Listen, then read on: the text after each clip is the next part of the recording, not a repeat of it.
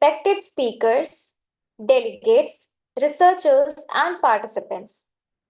On behalf of International Council for Education and Training, I warmly welcome you to the Day 2 of ICERT GD 2026, the annual international conference. We are delighted to reconvene for today's discussion focused on the future of work, policy harmonization, and global inclusion. Yesterday's session provided the valuable insights into AI ethics, human centric innovation, and sustainability. And we look forward to another enriching day of learning and collaboration. I kindly request all the participants to keep their microphones muted unless invited to speak and to ensure the active participation throughout the conference proceedings. Thank you for joining us. We are honored by your presence and wish you a productive and inspiring day too. Let us now begin today's proceeding. It is now my pleasure and privilege to introduce our Day 2 International Keynote Speaker, Dr. Amila N.K.K. Gamage. Dr. Gamage is an accomplished educator, researcher, international trainer, and consultant with over 20 years of professional experience across Singapore, Malaysia, and the wider region. She currently serves as the assistant professor at LIGS University and is the founder and principal consultant of Sihela Consultants, Singapore. Her expertise span contract management, project delivery, facilities management, dispute resolution, and sustainability. In addition to her extensive industry experiences, she is a respected academic speaker, panelist, and a session chair at numerous international conferences. Dr. Gamage is also an editorial board member of International Journals, has made significant contribution to the education research and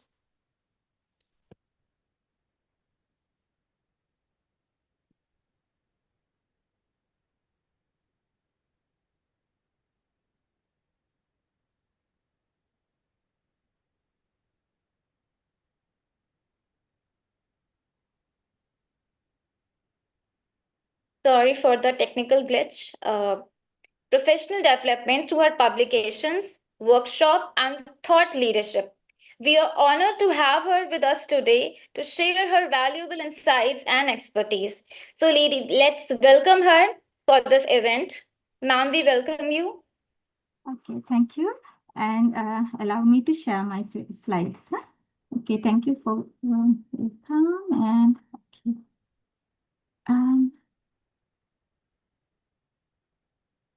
Okay, yes, I believe the slides are clearly visible, is it? Okay. Yes, ma'am. Okay. That's yeah. So, good day, everyone. Good morning, good afternoon, good evening. I know all of you are from different parts of the world.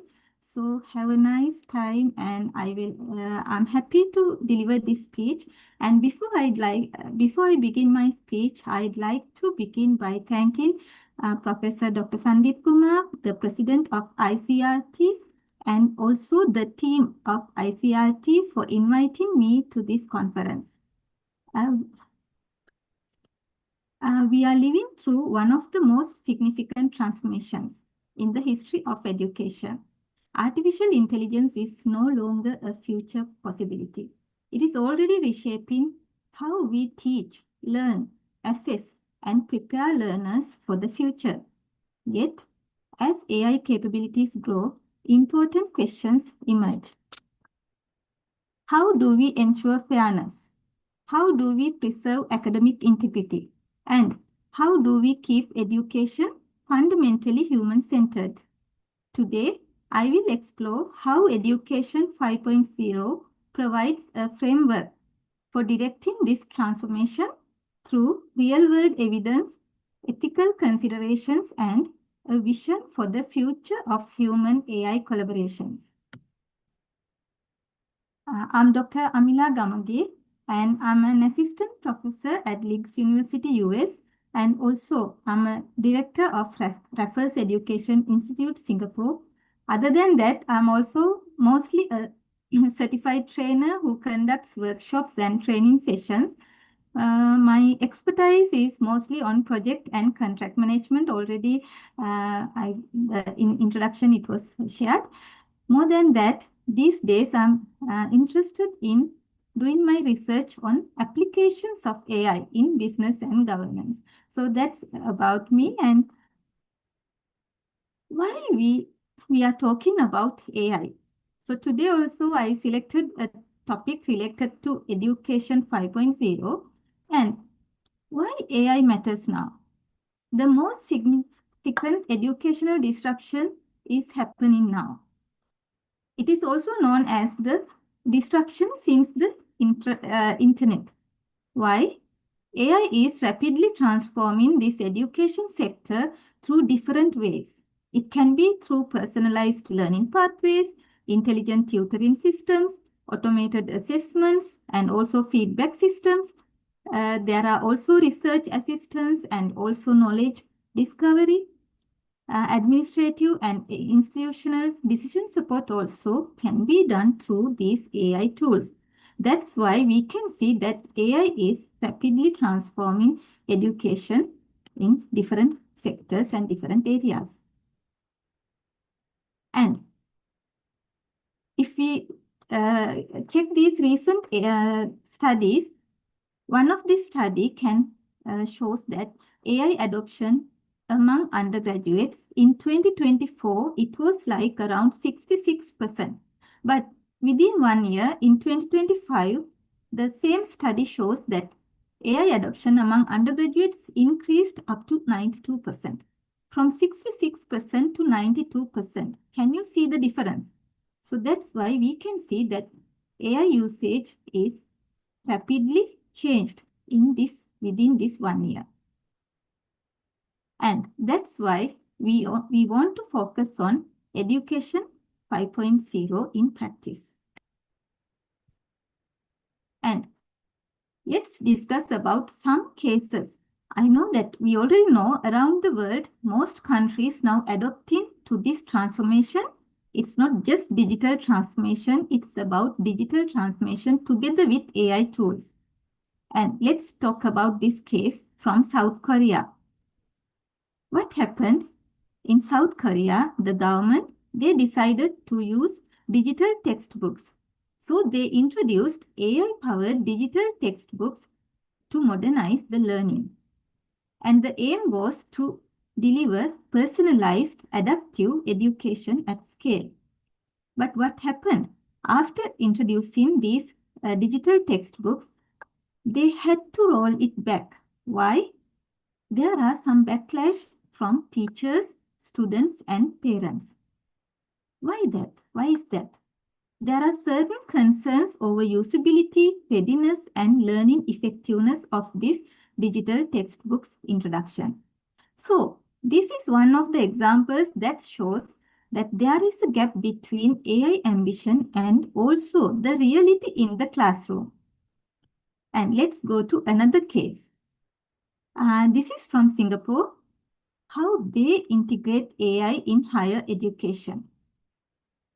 In Singapore, also they integrate AI tools to universities, polytechnics, and also ITEs. Their focus is using AI for problem solving and for applied learning. And also there is an aim of development of AI related foundational competencies for students. And other than that, in Singapore, this AI integration in higher education also focused on ethical use, critical evaluation, and human oversight. Finally, their aim also focus on higher education to align this AI integration with the plan of future workforce and digital economical needs. Here, what is the message? AI is integrated as a core capability in higher education, but it is also need to balance with ethics, judgment, and responsible use. Let's go to another case from another country, that is from United States. How United States integrate AI in higher education. Remember, they follow adaptive integration together with generative AI adoption. In US, universities are integrating AI tools, especially these generative AI tools like ChatGPT, similar systems and AI tutors into their learning platforms. Therefore, there is a rapid growth of adaptive learning platforms in higher education. Also, there are institutions that they are updating their policies on academic integrity and AI-assisted learning. Further, in US, their focus on integrating AI also focus on developing AI literacy, critical thinking, and also don't forget that responsible part. So their focus also in responsible use of generative AI. And finally, emphasize on preparing students for an AI augmented workforce. So finally, what is the message here? The US model always reflects the fast decentralized adoption of AI with strong focus on ethics, policy, and academic integrity. Now let's go to India. India also has a digital public infrastructure for AI-enabled education. What is their plan? They leverages large-scale digital learning ecosystems. For example, Diksha and also this Swayam, those platforms, those enhance accessibility, lifelong learning, and also AI-enabled educational opportunities. And AI-driven personalized learning tools in edtech platforms is integrated.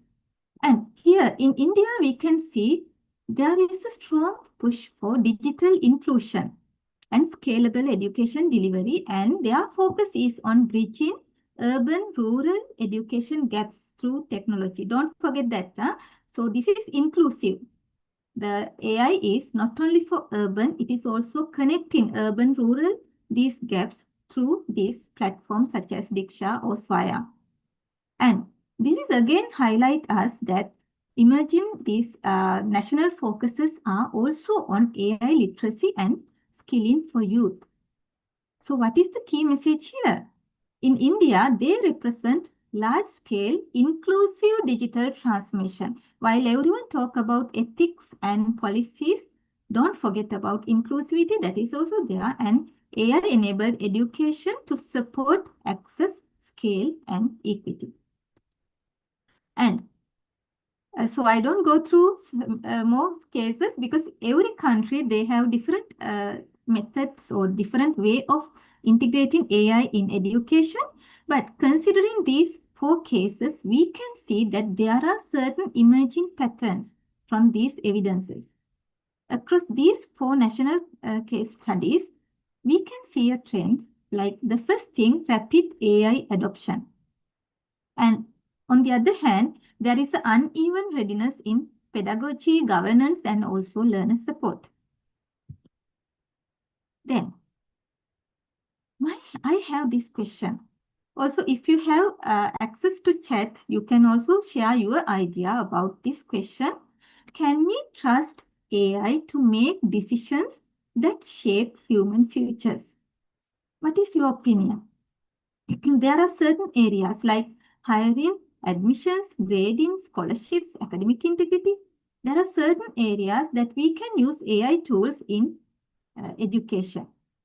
But can we trust AI? I'd like to see your opinions as well. If you are comfortable or convenient to use chat, please share some of your ideas.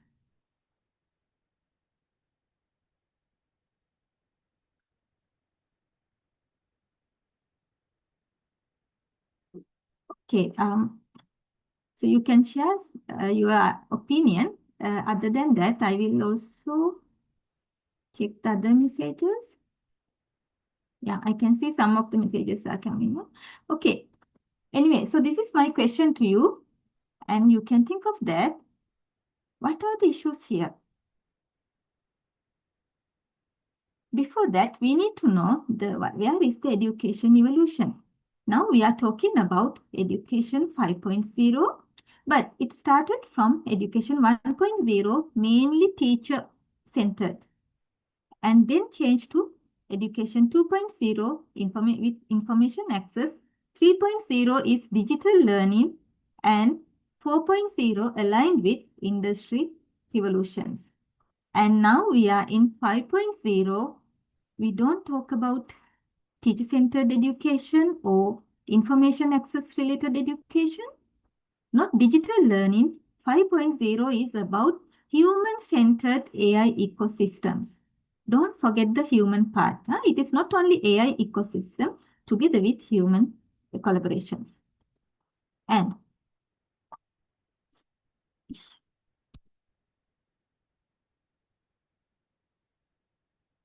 so what is the concept behind education 5.0? In education 5.0, in this concept, we can see that there is a response to accelerating AI integration and evolving educational ecosystems. Therefore, Education 5.0 emerges as a human-centered, AI-augmented paradigm for sustainable learning transformation. That is the specialty here. Not only digital transformation, not only AI tools, it's human-centered AI transformation. And what are the core design principles of Education 5.0? Mainly, as I shared before, it's human-centered learning system. Why?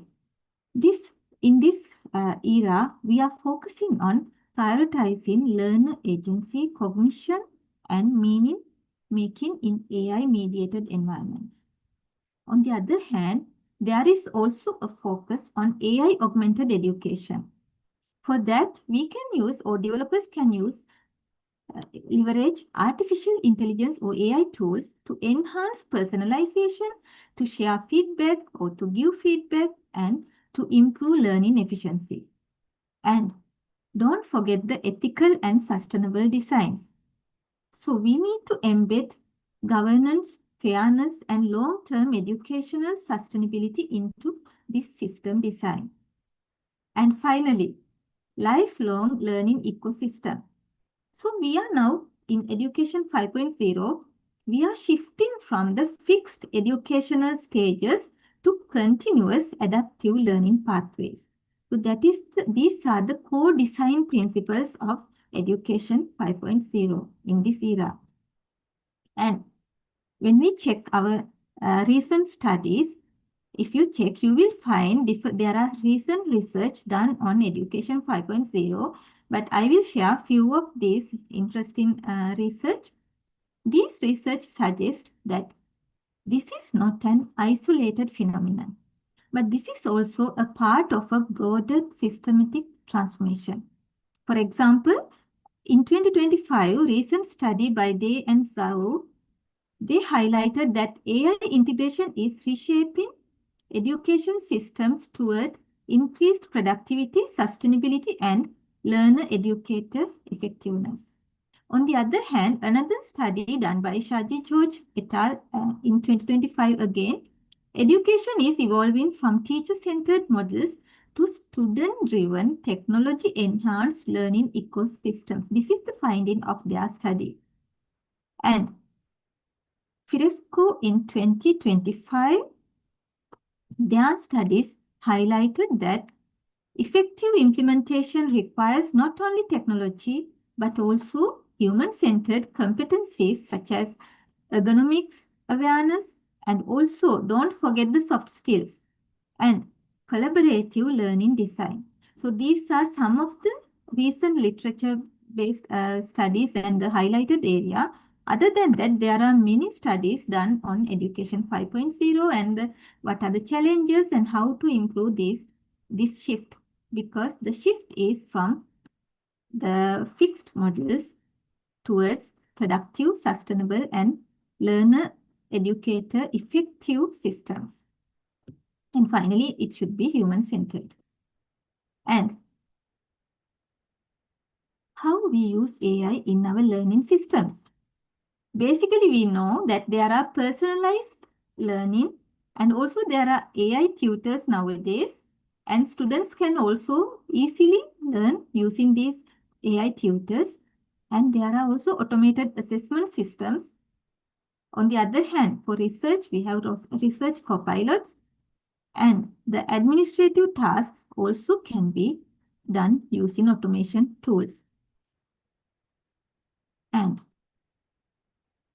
we can see now our system is shifting in this education 5.0 from standardized education previously last time to adaptive learning.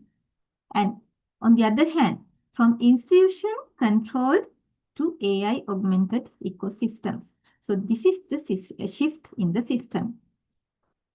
But there are also challenges. Everywhere there are challenges. When there is a shift, what are the challenges in education in the focus of AI? That is also from recent research. I will highlight some of the studies. This Bittel and E.I. Gaya in 2025. They have highlighted that in their research, generative AI enhances learning engagement and efficiency, but significantly increases risk of academic dishonesty and integrity violations.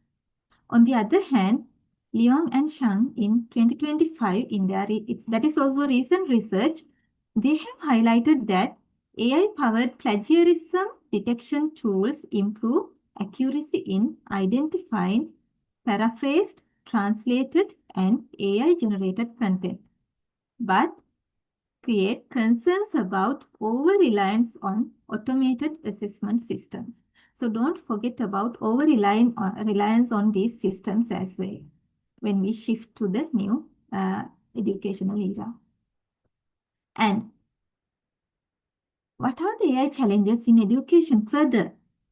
This integration of AI in education introduce broader ethical challenges. There are so many challenges, mainly data privacy risk. Nowadays, we can see that all these are emerging risks and algorithmic bias. If you check recent cases, we can see biases there even in these generative AI tools and other algorithms-based tools. And there are also gaps in transparency and accountability.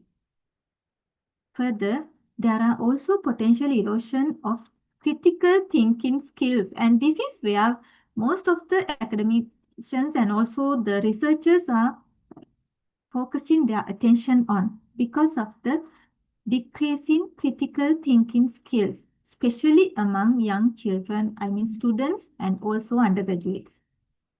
Don't forget they are our future. And also there are certain systematic challenges. AI can create a dual impact environment in education that can enhance efficiency, personalization, and also detection capability. But at the same time, AI tools also increase risks in integrity, fairness, and learner autonomy. So, what are the things to focus on AI ethics? Basically, bias and fairness, privacy concerns, transparency issues, academic integrity risks, and also don't forget about over-reliance on AI. Those are the challenges and related to ethics, ethical challenges in AI when we use that for education. And in bias, AI also inherits societal inequalities. And also there are hidden discrimination in algorithms. There are also impacts on hiring, grading, admissions. When I talk about hiring, I remember one case recently I shared in another speech as well. This is about Amazon recruitment tool. Their recruitment. But they didn't want to do any discrimination or any bias through this tool, but the tool, AI tool itself learn from the historical data. Don't forget that machines are learning, and we are talking about machine learning as well, right? So in this Amazon AI recruitment tool, they learn from past historical data, and as a result, the tool itself rejected women participants or women applicants. Why? In Amazon, in their history, most of the applicants and the recruitments are male dominated.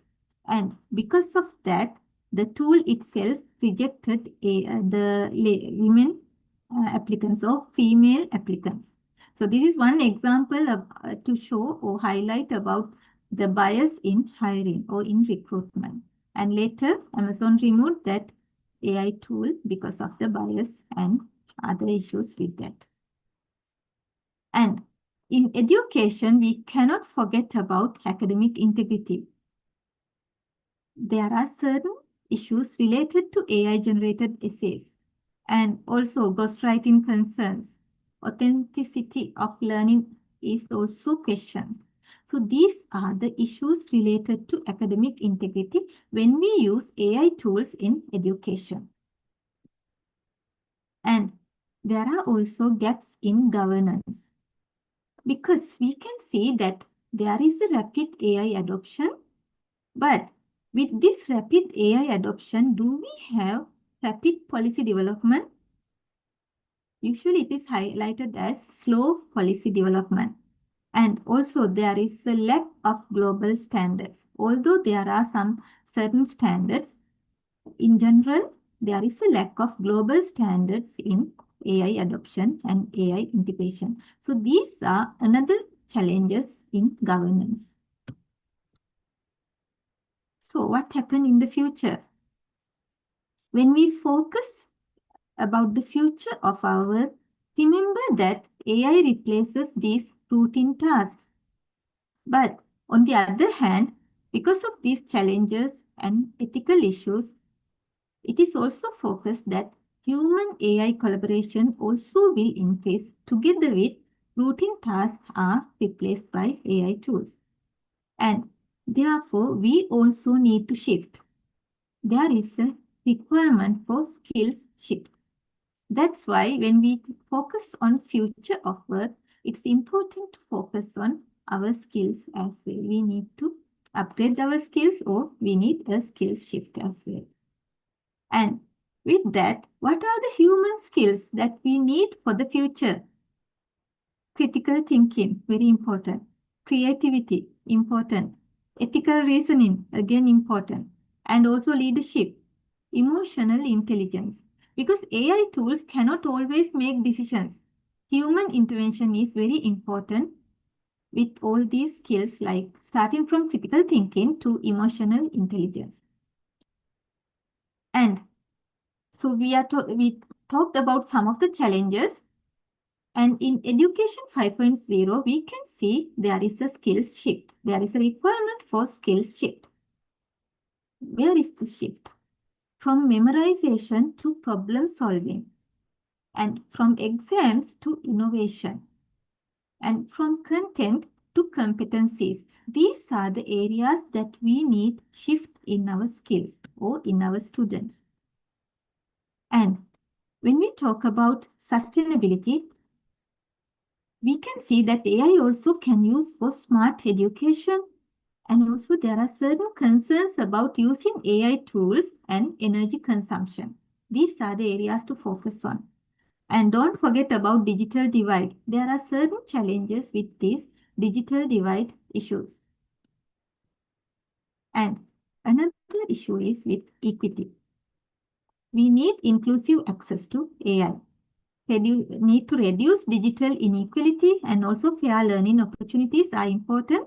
And I want to remind again the case studies. I shared 4 case studies at the beginning, but remember in India, they are focused on inclusive access to AI with their these nationwide digital platforms. So those are some examples. Don't forget about equity and these digital divides. And finally, this is my suggested Education 5.0 integrate the design framework. First, focus on human-centered design. That means that we need learning systems that are designed around human cognition, autonomy, and meaning making. And position AI as an augmentation layer. It is not a replacement of human judgment. And in that way, need to focus on preserving learner agency in algorithmically mediated environments. And with human-centered design, the developers also need to focus on ethical AI governance. Why? It is important to ensure transparency, accountability, and also fairness in these systems. That's why it is important to address both data ethics such as like privacy, surveillance, also AI bias, and also epistemic ethics like authorship, knowledge validity. All these are important to focus when we focus on ethical AI governance. And in that way, we can establish institutional control over our AI decision pathways. And finally, together with that, we can move to sustainable learning systems. The focus should be on long-term cognitive, institutional, and societal sustainability with the balance in efficiency versus depth of learning. And also, it need to balance automation versus critical thinking. With that, we can ensure resilience of education systems under continuous AI evolution. AI tools or AI technologies will evolve, but we need to focus on resilience and ensure that we are resilient to further development.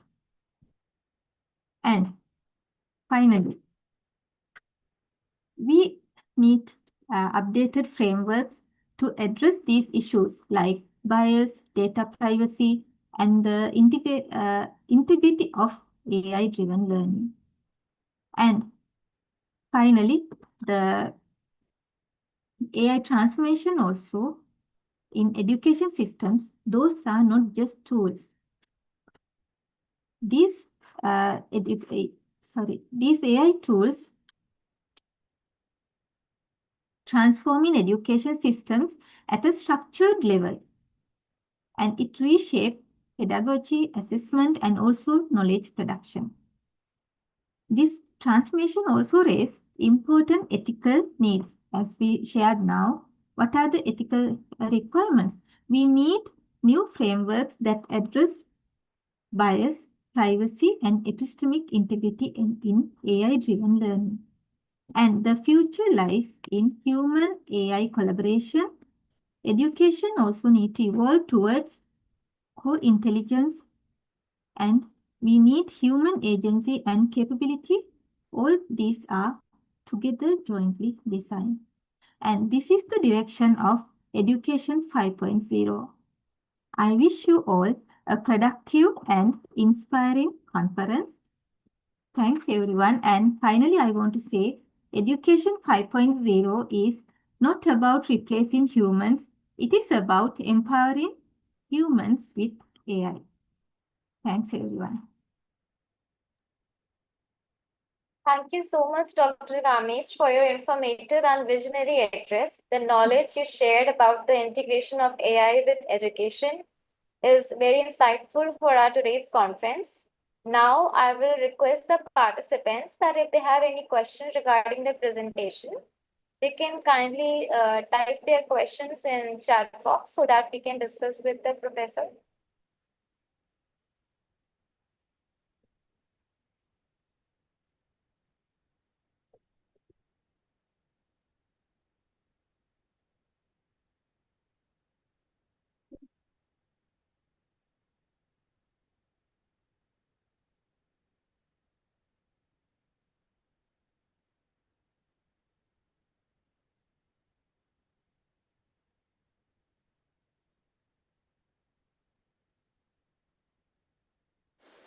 Yes, Harshita, I think we don't have any questions.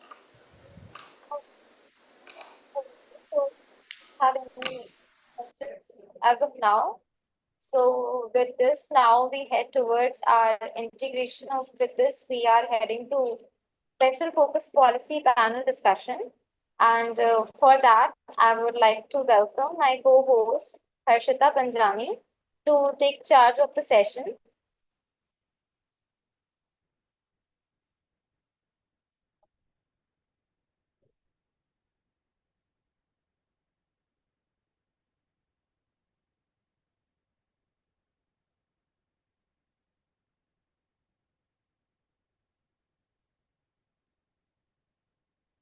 Thank you, Harshita.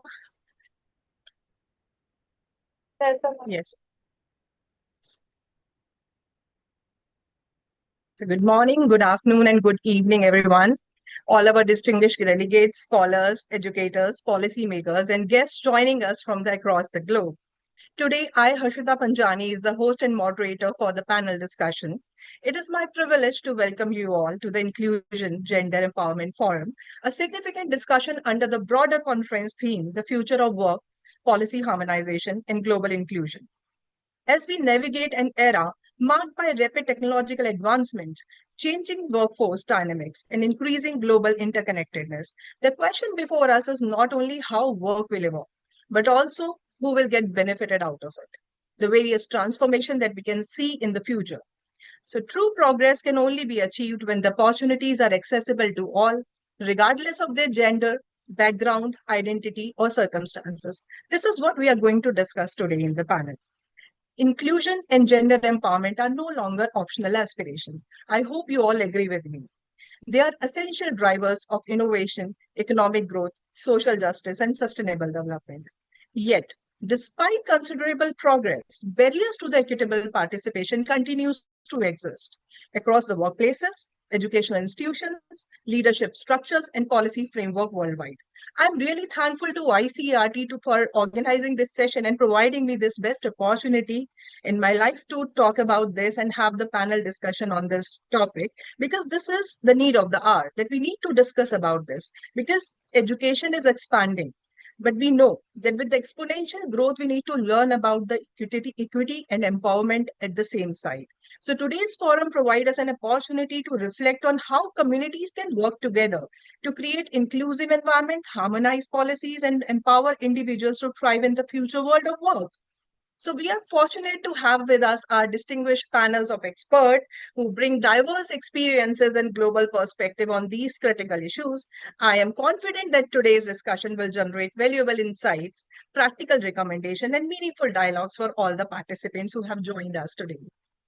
So I would like to mention the title of the today is Inclusion and Gender Empowerment. The theme for that is the future of work, policy harmonization, and global inclusion. So I would like to invite all our guests of honor and panelists for the day. Can we have all of them on the screen, please? So first guest of honor is Dr. Esliha C. M. Memelampek. Can we have her on the screen? She is the Associate Professor at Mindanao State University Integrated Laboratory School, Philippines. With nearly 3 decades of experience in education, she has made significant contribution to literacy development, curriculum innovation, and educational management. Her research on learning gaps among elementary learners has received international recognition, including being named as a Best Paper finalist at the Asian Graduate Studies Summit 2025. Ma'am, we are delighted to have you here joining us today and providing a valuable insights on the topic inclusion, education, and empowerment in the evolving global landscape.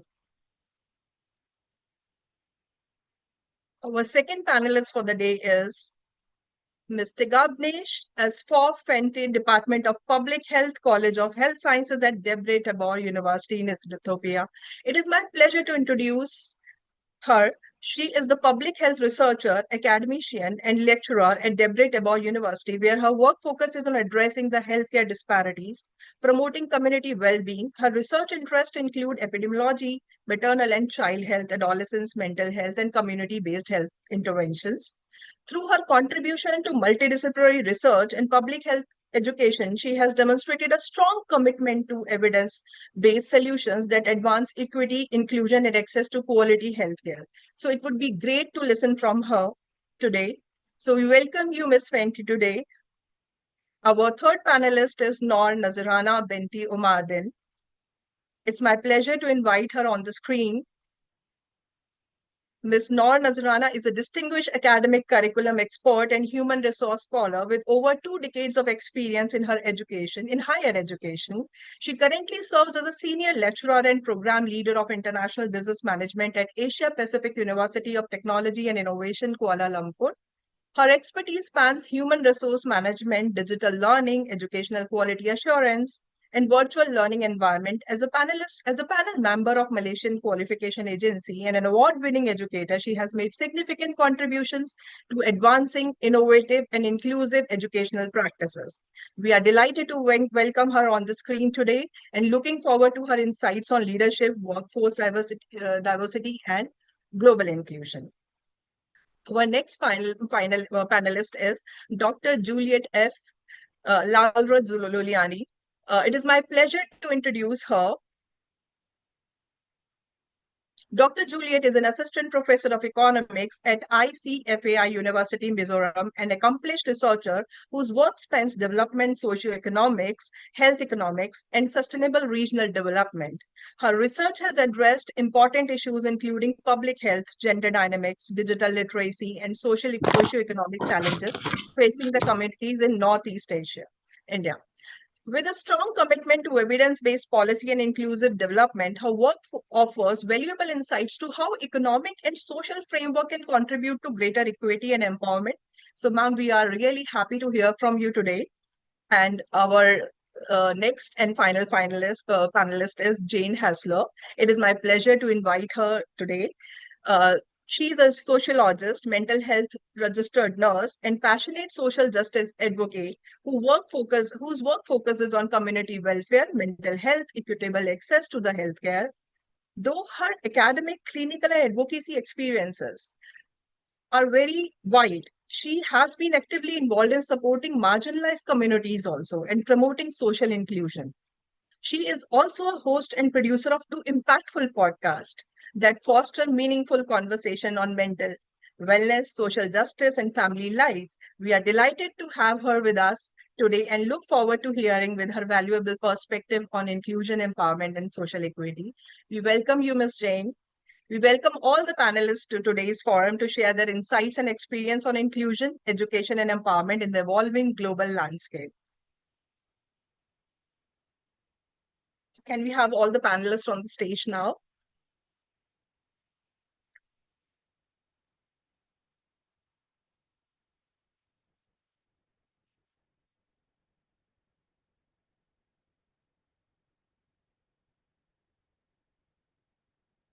Do we have all of them there? Yes.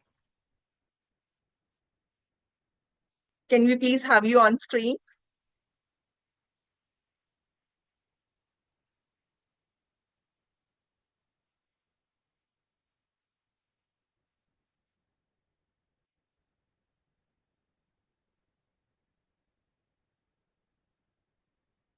So today our discussion is all about gender equity and empowerment. So can we have our guest of honor today with us? Firstly, we would like to listen from you about the topic, about the theme. You can share your valuable insights about it. And as we know that this is an academic and educational forum, so we can start with the educational scenario, as education is often described as a foundation of empowerment. And what role should educational institutions should play in fostering inclusive mindsets, promoting gender equality, and preparing the learners to thrive in increasingly diverse and globalized workplace? So can we have the answer of this question from you all, or insights of your on the current topic that we are discussing today?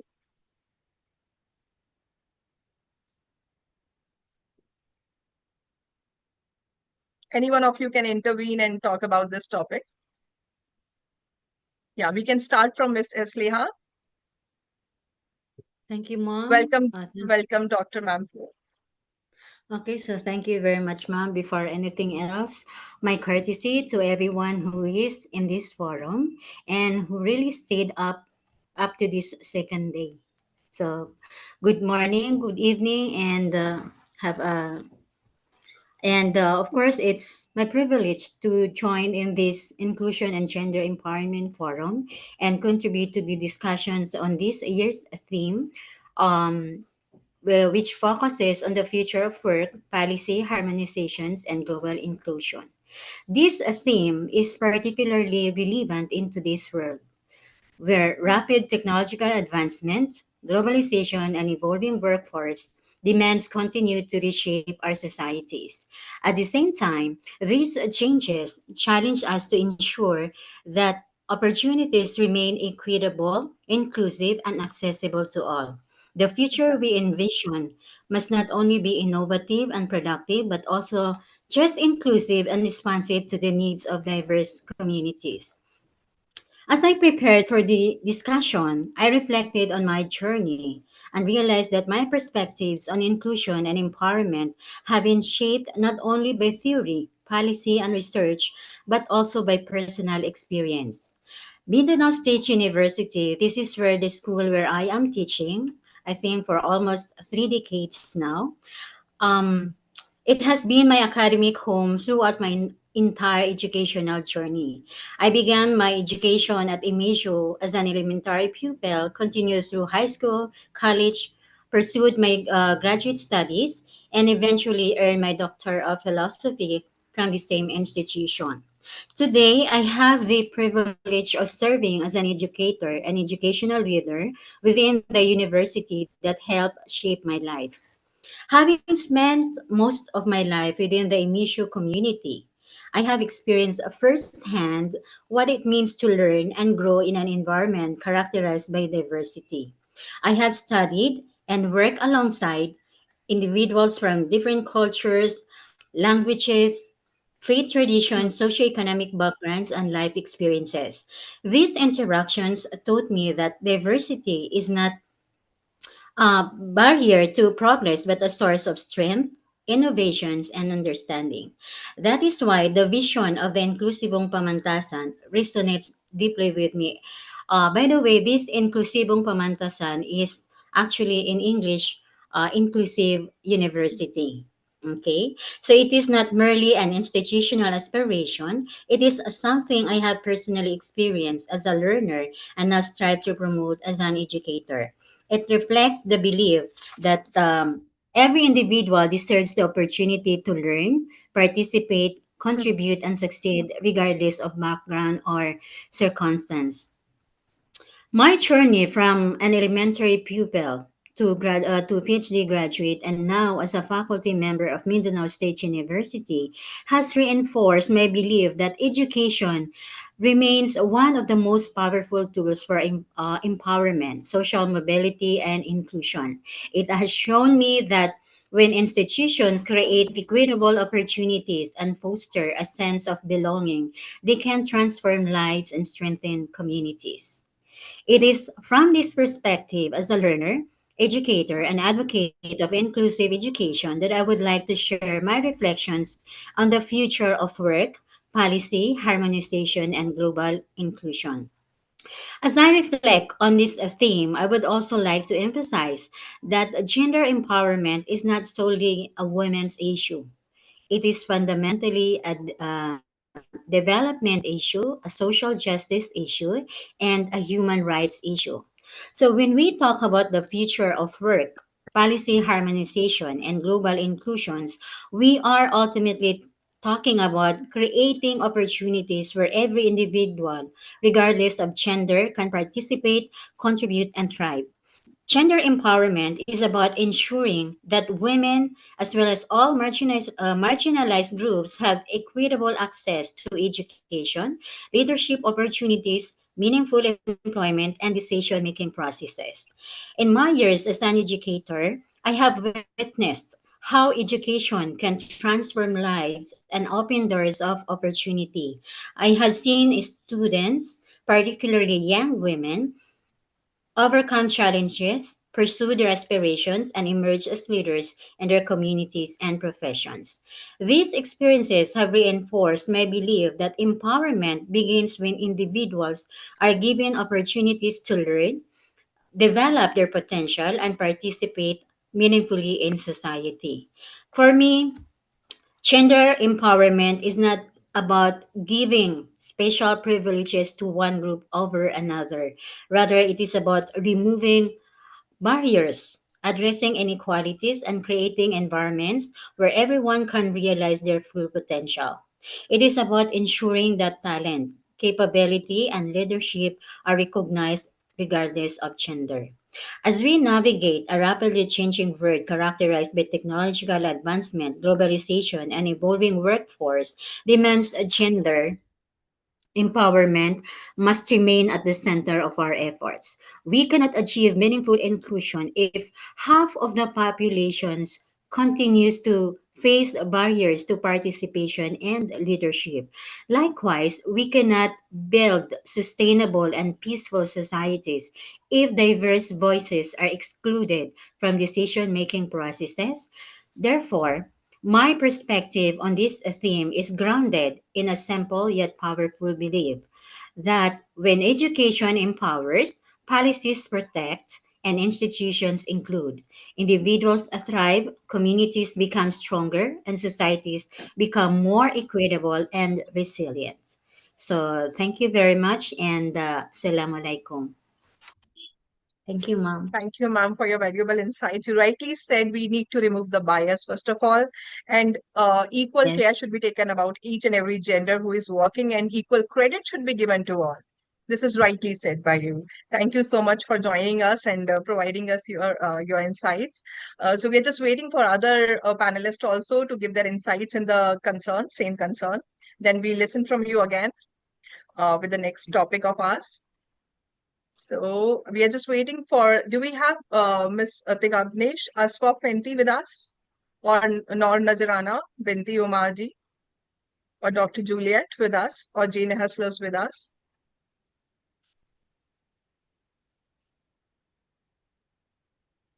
Do we have other panelists who would like to talk about the topic?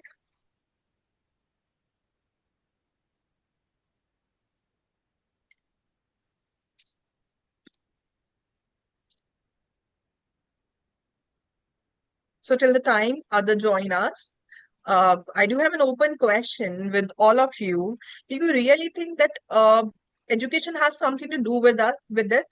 Like the topic that we have, gender equity and harmonization, policy harmonization and all. So do you really think that education can change the mindset of people, promoting the gender equity, preparing learners to thrive in increasing diverse and globalized workplaces?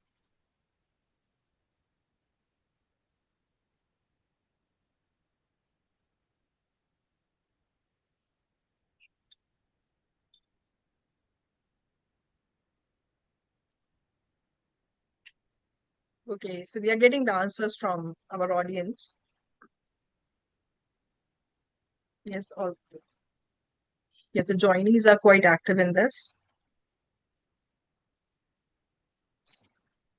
So anyone who would like to give the insight on this, or From the our panelists? audience. From the audience. Hello. Yeah. Yes. Hello. Yes, Yeah, yes. I'm Grace from Nigeria. Okay, okay. Yes, please tell us. Yeah, education can actually assist, and it has to be right from the preschool. Yes, exactly. Yes, yeah, right Very beginning. from the preschool to the primary, even from home. Let children know that they are created equally with given talents, and they can, express their ability, not minding whether they are girls or they are boys. By the time you begin to, impute this thing in them right from the nursery and primary school, they grow up to it, to the secondary school, to the university. But if we wait until they get to our institution, that is where the problem lies. It becomes very difficult to correct. So the foundation, we should make it part of our effort. And it should be a commitment, especially by teachers in the lower schools, to let them know that they are equal, and that wherever they are located, their location does not matter. They can become like Aisha and I just spoken. Our location, our background doesn't make any difference. If we begin to tell children right from preschool, I think when they grow up, their education will help them to express themselves and to let the whole world know that whether you are from poor background, you are from the city, you are from the hamlet, wherever, it is your mentality that matters and how you express it. Thank you very much. Thank you so much for giving your insights. You rightly said the beginning is always from the preschool. So we have to take care of the children right from the school and then for the college and university level. So yes, actually the educators at each and every level are responsible for this. So the education system should be inclined in such a way that we should inculcate among the students the value of gender equality, and bias should not be done in any case. Yeah. Yes. Thank you. So another question that I would like to post is, do you really think that, as the research has shown, that social inclusion, mental well-being, and economic participation are closely interconnected? All three things can be achieved together if we are working hard in this area. So how the institutions can create such kind of environment for the individuals? So, Ms. Mamalempek, Dr. Mamalempek, would you like to say something about this? How institution can make changes to this scenario, or how institution can help us to overcome the barriers which are more associated with gender inequalities, and if empowerment is not achieved in particular sector or area.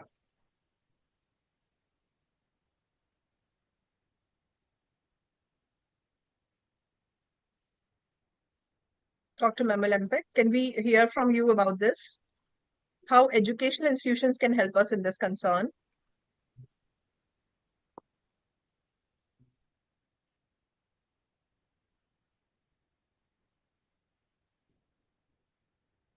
I think we are not connected with her right now. So anyone who would like to give insights on this topic?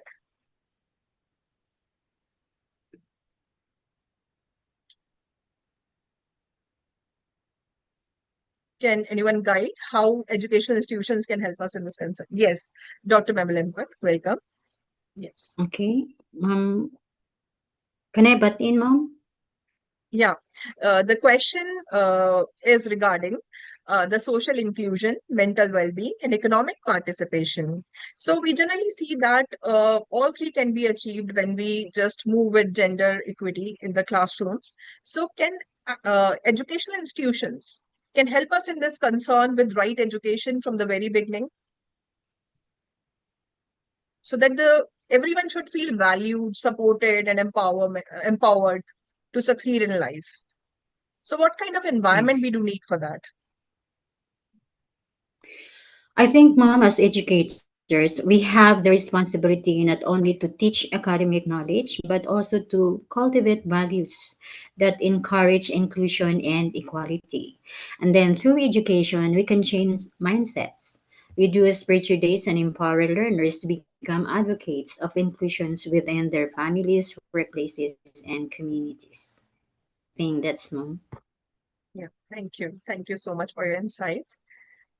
Okay. So I would like to listen from the audience if any barrier or challenges that they have faced, or any of the example that you would like to share with us till our other panelists join.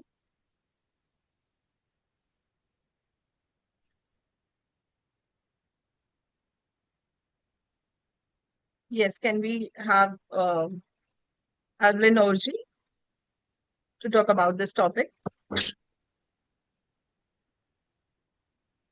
Yes, ma'am. Good afternoon. Good afternoon, ICERT. Yeah, good afternoon. Good afternoon, everyone.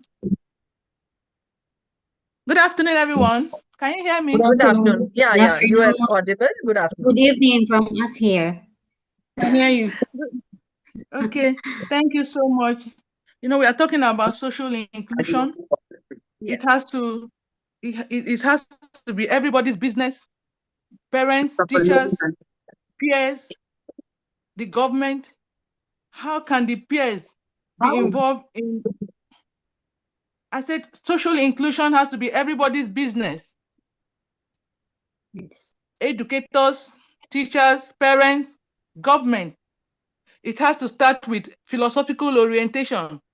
We have to, from the government angle, there has to be a philosophical reorientation of values concerning gender equity, because everybody has to be involved, both boys and girls, male and female, broccoli I in लड़की की ensuring नहीं आई उबलनी नहीं है बेटे केवल भाप लगती है ठीक है Yes, yes, इसको भुनवाओ पहले rightly said. Now, can we have Dr. Huma who would like to share the insights on the topic?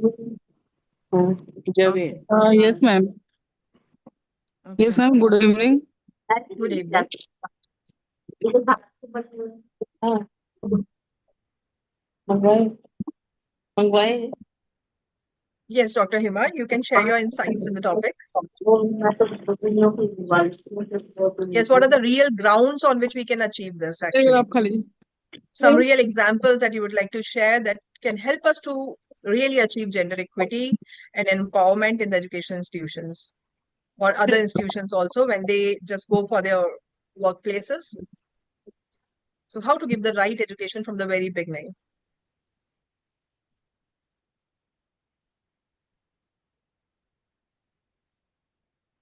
Okay, we just hold the conversation here only. So till Dr. Hima get prepared with the answer. So we have another panelist with us, Dr. Juliet F. Lazaruliani.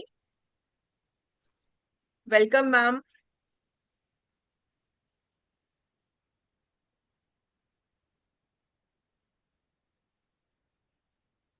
Can you hear us?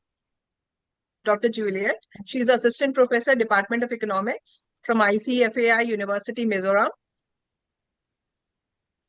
And we have already provided your introduction to all. Everybody knows you now.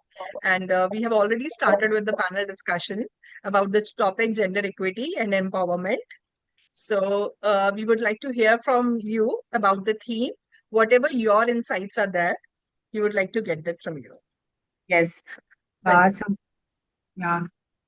So it's a privilege to join this important discussion on inclusion, gender empowerment, and the future of work. So as we look for towards the future, one reality is becoming increasingly clear. Inclusion is no longer simply a social aspiration, it is a strategic necessity. So an organization, educational institution, and government that fail to create inclusive environment risk at losing talent, innovation, and a long-term sustainability. And despite this significant progress in recent decades, barrier continues to affect women and other underrepresented groups in education, employment, leadership, and decision-making processes. So this barrier may appear in different forms across region and sector, but their impact is remarkably similar. Unequal access to opportunities and limited career advancement and underrepresentation in position of influence. So this rapid transformation of this global workforce present both opportunities and challenges. And this digital technologies are like our artificial intelligence, like remote work and changing labor markets are reshaping how we learn and work in today's world. But while this development can expand access and flexibility, they can also deepen existing inequalities if inclusion is not intentionally built into policies and institutional framework. So for this reason, I believe this policy harmonization is especially important, and inclusive workplace can be achieved to cannot be achieved to isolated initiative. We need coordinated efforts among government, education institution, employers, civil societies, uh, organizations. So this policy should not only involve diversity in numbers, but also create environment that individual feels valued, respected, and empowered to contribute fully. So And for my experience, this successful inclusion strategies share several common elements. That is the strong leadership, commitment, clear accountability mechanism, and equitable access to resources and meaningful participate in diverse voices in the decision-making processes. So when inclusion become a part of the organization culture rather than a standalone program, this lasting transformation become possible. So as we reflect on the future of work, I invite us to imagine not only smarter system, but kinder ones, not only efficient institution, but fair ones, not only global progress, but shared progress. A future where Exactly. inclusion is not a goal we chase, but a language we naturally speak. So which woven into the way we design our institution, shape our policy, and recognize one another. So, and also I look forward to learning from the insight and experience shared by my fellow Pelenese and participant. Thank you. Yes. Yeah, thank you, ma'am. Thank you so much. I would like to, as you have already mentioned about the technologies, like emerging Yes. technologies, artificial intelligence. So, one question from you emerges here that how can these emerging technologies and changing workplace structure be leveraged to create more inclusive opportunities for all? Uh, Like, can we actually make use of these emerging technologies in gender equity and empowerment? yes, this uh, this technology, this digital transformation in this AI, even if we Hmm. are not, even if we don't appreciate, they are just reshaping the future of the work. So if we Exactly. ensure Hmm. these changes, we need to, it, it, it is our duty to ensure these changes do not widen the existing gap and social inequalities, especially in developing regions. So we need to connect with technology, and also it requires inclusion. So am I answering the question? Yes, exactly, ma'am. You are Yes, really approaching us well because yes, the question is actually related to what actually we can do with that. You rightly said that the barriers should not get continued. yes, We yes, should leverage technology, but it should not be concerning the digital divide again. It should be yes, more related to inclusion, more related to equity, and more related to empowerment. yes, Yes. Thank you so much, ma'am. You addressed really well. So we're just looking forward for other yes. panelists. So till we get them here. So we discussed about the positive aspects, but if I would like to listen from you about the barriers and challenges that we are still facing. So any example from your side, from both of our panelists, this question from each one of you, like can we get some examples, realistic examples of this, like what challenges are actually existing that we can see in our workplace? As we know that you are from a very different background, you are more related to policy making and all economics and everything. So we would like to listen from you about this. Like, what are the major barriers, not on the institutional part, but from the governmental part also we can see that which is not actually happening or we are facing difficulties with that.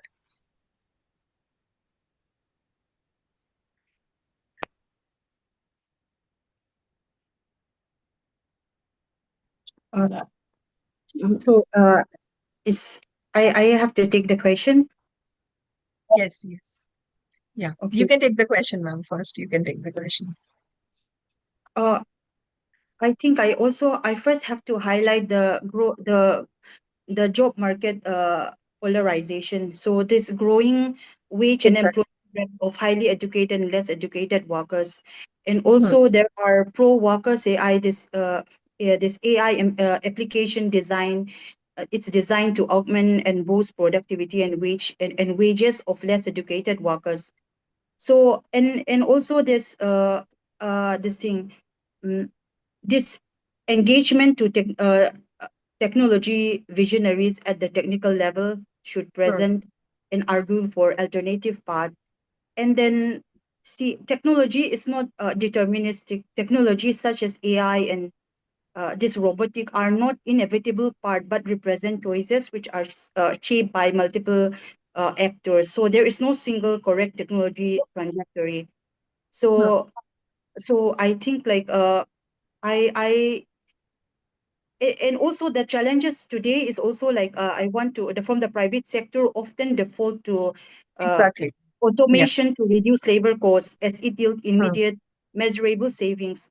And also there's a creation of new tasks or redefining work for augmented human roles is less understood and incentivized. And there's also need for this regulatory framework, privacy, surveillance, occupational safety are still evolving, and that could shape an AI adoption. So there's a role of the government and private sector. So there's a need for government intervention. And the other day, I was listening to a podcast from one of the professor. There's a need for tax Hmm. incentive on AI regulation and RD funding that could influence AI direction, but current government action seems certain right now. So, and also in terms of private sector, this leadership and this shareholder value consideration may promote pro AI Hmm. workers initiatives if this demonstrate clear benefit to productivity and inclusions. So, and also there's also need a required an importance for public engagement, where Exactly. yeah, Yes. for that, like preparing, informing the public and stakeholder about alternative technological pathway. It's critical for enabling beneficial society's choices when opportunities such and such arise. Yes. Hmm. So it's really privileged to have you all here because today with this session also we are coming with the new opportunities. Even the people from audience are raising their hands and they're providing their insights on the topic. So we are getting to know about various things which are already going on and the examples from their life. So Dr. Mamala Peck, I would like to hear from you. Like any of the suggestion or any of the action that you would like to suggest to the policymakers, educators, or employers to accelerate the inclusion and gender empowerment in their area or in their decade or in their institution. So, any such ideation, or any such action that you would like to suggest? Okay, so first thing first, Mom, I would like to answer to your previous question, which is the Okay. barriers, because our school is very far from urban. Okay, so I think one of the biggest challenges that our school is facing is digital divide. As educations increasingly incorporates technology, differences in access to devices, internet connectivity, and digital skills become more evident. So there are some learners, particularly those from geographical isolated areas, are facing challenges in fully participating in technology-enhanced learning environments. And another is, of course, the cultural and linguistic diversity. Exactly. One of the realities in our school is its highly diverse student population. Students come from different ethno-linguistic groups, cultures, and faith traditions across Mindanao and other parts of the Philippines. So while this diversity is one of our greatest strengths, it may also create challenges related to communication, cultural understanding, and social integration. Educational institutions and therefore play an important role in fostering intercultural dialogue, mutual respect, and understanding. Okay, so Yes. that's I think that's one of the biggest challenges that we are facing right Yes. now: digital divide and cultural and linguistic diversity. Yes, exactly. Because I was also thinking that talking about culture is very much necessary in this case. Like accepting and respecting other culture is also very much required in this case. And this is the first initiative that we should do. And I think the things start from there only. When we start respecting the things, we definitely get so many things in our hand. So this is really rightly said from your side. It is really coming from your heart, I think. Whatever the suggestions and things that you people are giving, it's really a very informative session for me also and for other audience. I think everybody is enjoying the talk that you are sharing with us.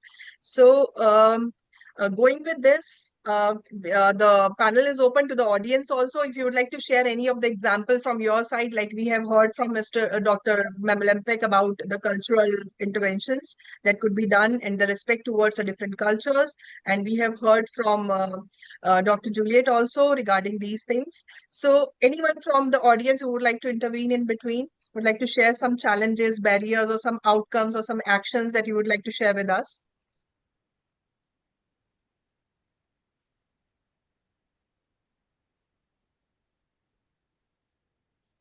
Good afternoon, everyone. Good afternoon. the presenter.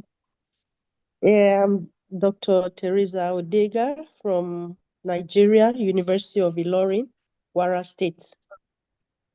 Gender inclusion, it's a very big challenge to the world globally. And some of the challenges we first, most times we could face traditional challenges whereby, for instance, in my own part of the country of Nigeria, men are more valued than the women.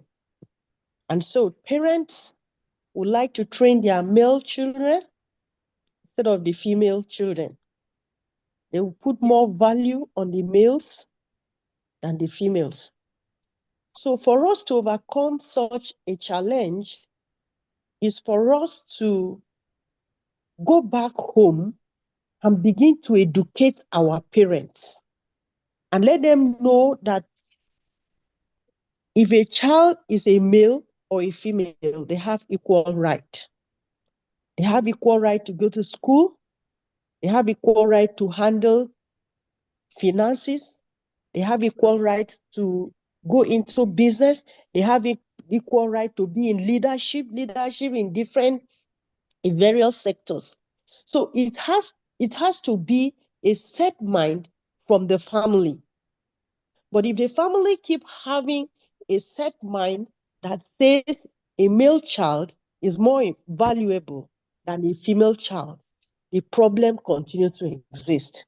So traditionally, we have a big barrier standing between a female child and a girl child. Another aspect I want to look at it is, like I said, the family has a big role to play to really bring into prominence the value of a female child. And by sponsoring a female child to acquire education, just like they sponsor the male children to acquire education. So both male and the females, the males and the females should be able to have the equal right to go together. For instance, you go into politics, let's say socially, you go into politics, you find out that if a woman or a man is standing into a position, for instance, going into the National Assembly, people would prefer voting for the male instead of the female. Even the female themselves will work against the female to benefit for the benefits of the male. So I think the mindset we have to, there should be an orientation within the family to project a female child, just like they are projecting a male child. Even in our educational sector, even in government, in leadership, women should be projected. Because most times women are seen as weakling. And so they prefer the male to the female. So it has a two-way thing. The family has to look at it, and the society also have to look at it. If we are able to showcase the female and the male together, Yes. we'll find With out your that things, suggestion, yes, with your suggestions and your major points that you have highlighted, it's really encouraging to hear from you that the progress is being made already. Yes, we are already doing such things, and the things actually start from the family. This is very true. From the very beginning, the child should be educated that way only. We also recognize that significant work still remains. So, what still remains, we would like to hear about this. So, anyone who would like to intervene in between, who would like to tell us about what should be done actually in this concern, what initiatives should be taken? Like we say that families should also be involved, institutions should also be involved, but what actual realistic practices should be taken care of on the part of the communities, we can say. So, as we have collaborated today, we are here to learn from each other. But still, any takeaways that we would like to hear from you all, if anybody would like to intervene in between? Yes, I can have the Mom, hands I raised think from someone. Hello. Yes, yes. Hello. Hello, good afternoon. Good afternoon. Yes, I'm Dr. Sari Atadelako from the Federal College of Education Special Oyo Okay, okay. in Welcome, Nigeria. Dr. Saya. Yes. Yes. My looking at inclusion, I would like to talk, bring Hmm. our attention to students with visual impairment Hmm. or persons with special needs having access to science, technology, engineering, and mathematics. Looking at the resources that are always available from my Yes. observation from over 37 years in a tertiary Hmm. institution, I've realized that students with special needs are not Yes. really encouraged into the science, technology, engineering, and mathematics field, especially those with visual impairment, because of wanting discouragement on the part of the teachers and community, because science is full of visuals, just concluding that they cannot have access to uh, the sciences from the community, especially the teachers teaching them, not believing in them. But if you are very close to those with special needs, some of them, especially those with visual impairments, are very, very brilliant. And many of them can contribute really in the STEM field. So we are talking of inclusion. My emphasis is on encouraging, focusing our researches on how those with special educational needs can actually Hmm. contribute in the Hmm. field of STEM. Thank you. Yes. Thank you so much. Thank you so much. So, do we have Dr. Grace with us? Dr. Grace, we would like to hear from you because you have a very deep background in this area. So, can we hear from you, our former speaker? Yeah. Do we have Dr. Grace with us?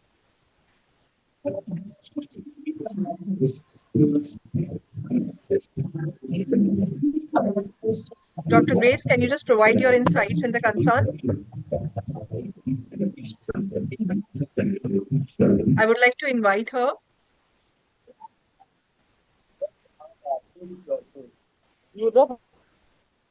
Yeah. Host, can you just check for the availability of Dr. Grace if she is here? She can provide us insight regarding the topic. Okay. Before she comes to the panel, I would like to ask a proper question to Dr. Memelempek related to her area, drawing upon her extensive experience in literacy development and curriculum innovation.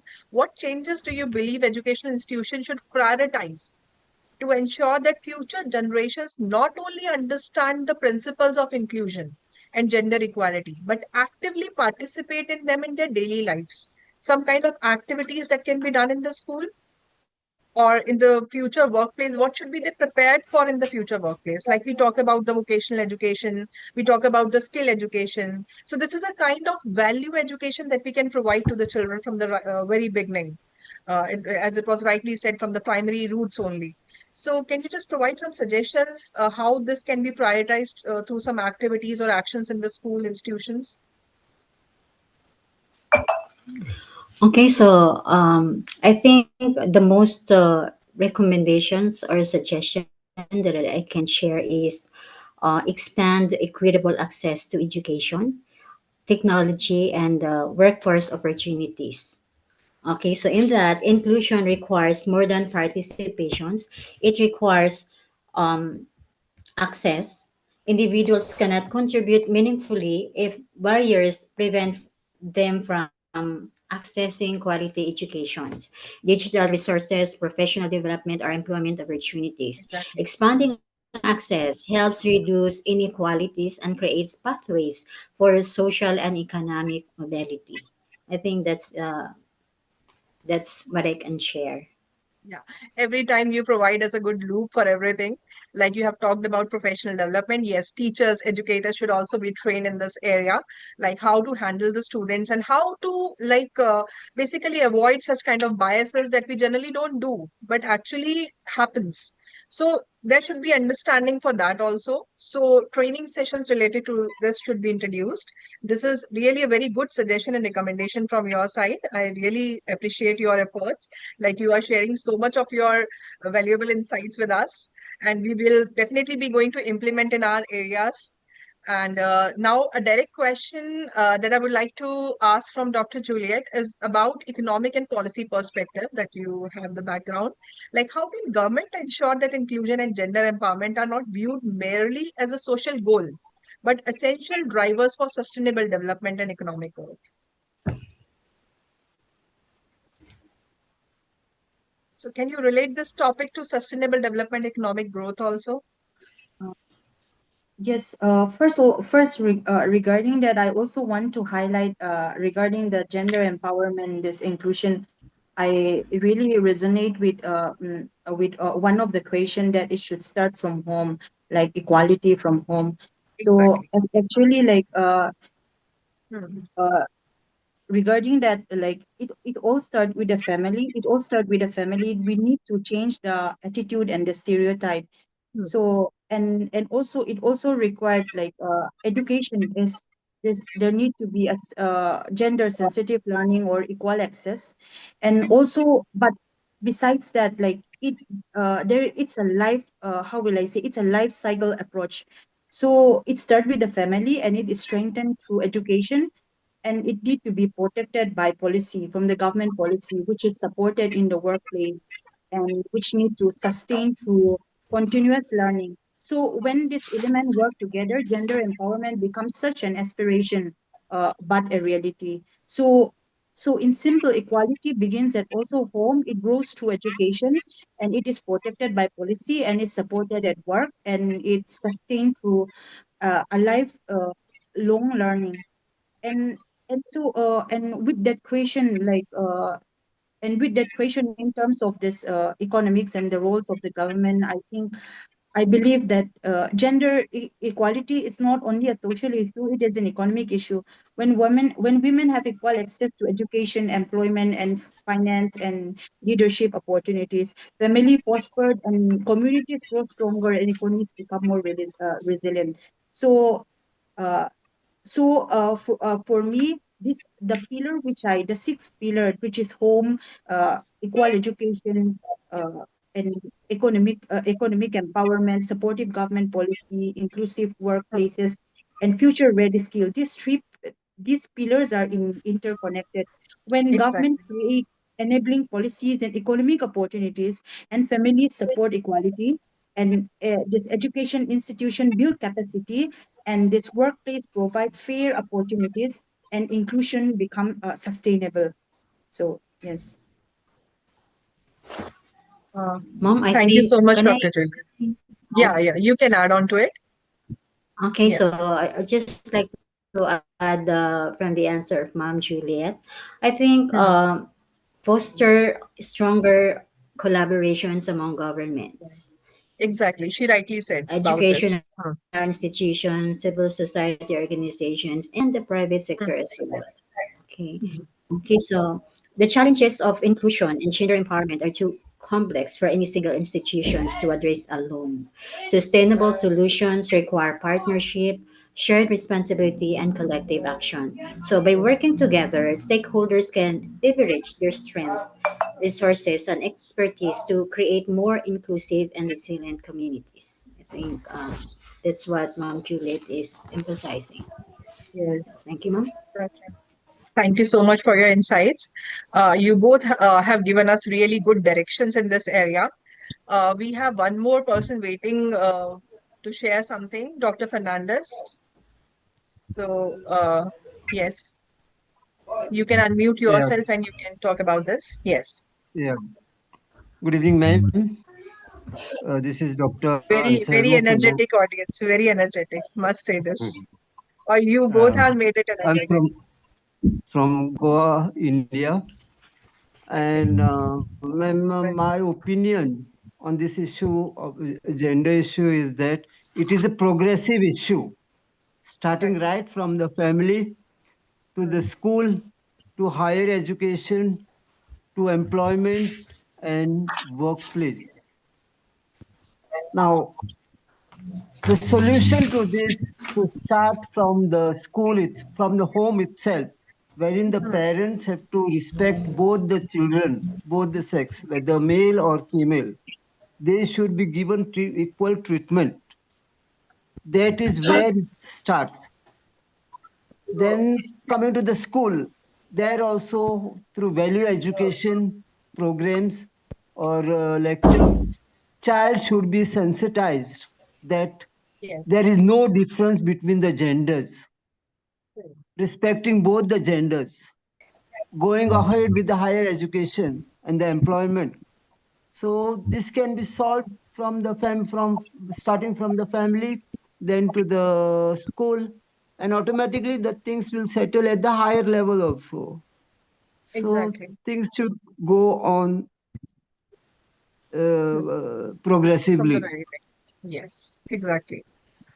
So not only a single person, that I think everyone that surrounds you, an individual, is responsible for this. So it's not the responsibility for any single individual. Yeah, so we have come up with this that actually we can do something in this case, but the community Yeah. intervention, the government policy should be a supportive hand only.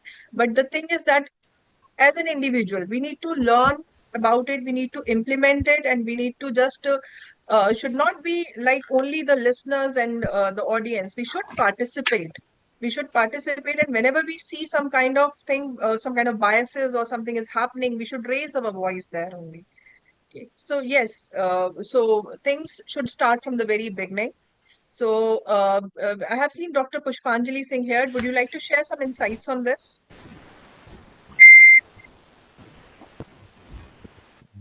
Yeah. Okay. Dr. Grace May has I say joined something, us. Harshita? Yes. May I say Yeah. something? Hi, Pushpanjali ji. Yes. So we No, can no. hear from Dr. Pushpanjali first, and then we can have Dr. Grace with us. Okay. Dr. Harshita, Grace, you myself, are Dr. eagerly. Arunachal, Okay. Okay. patron for the conference, and I want to add something to this only. Yes. What I feel that we have to provide a regular, credible platform for raising and addressing the gender and inclusion concern within the institution also. Then we can Exactly. say that to bridge the gap between the policy commitment also, है ना? Hmm. And you can also say Right. that we have to build the institutional capacity through training, Hmm. sensitization, awareness programs, Yes. which Yes. we have Yes. heard earlier also. Then Our we can yes, also our say, panelists have already yeah, mentioned yeah, about this. yeah, they Right. have Right. talked about this. Hmm. We can generate and analyze the disaggregated data on the Hmm. participation, retention, and the achievement across the gender and the social categories. Or you can say that we have to foster a culture of allyship, particularly among male students and the senior faculty, so that gender empowerment becomes a shared institutional responsibilities rather than concern only for the women. So by this also we can go for this, how this inclusion and gender empowerment forum can work further, I think. And we have heard from our panelists also. Yes, yes, rightly said. We have already heard about this from our panelists, but your insights are really good. You have already highlighted few things like gender empowerment already comes from the institutions also, not only from the families, but yes, when they are into the institutions, they are into the educational scenarios, then they should also be taking care of each and everything. You see, each and every individual is important in our life. See who comes with us, like our teachers, educators, our school principals, and then the college, university heads, deans. So everyone should have thinking about this thing. Like they must be having this thing in their mind when they are talking to children, when they're talking to the students, when they are even grown up. So very good intervention from your side, Dr. Pushpanjali. Thank you for your insights. Now we were I'm eagerly waiting for sorry, Dr. Grace to join us. Harshita, Dr. Arunachal. I was speaking Yes, Dr. Arunachal. yes, Dr. Tutukoze. Armaji. Lwaki? Lwagomelu. Yes. Can we hear from Dr. Arunachal? Ma'am, just now I spoke, just now. Just now. Okay. Grace?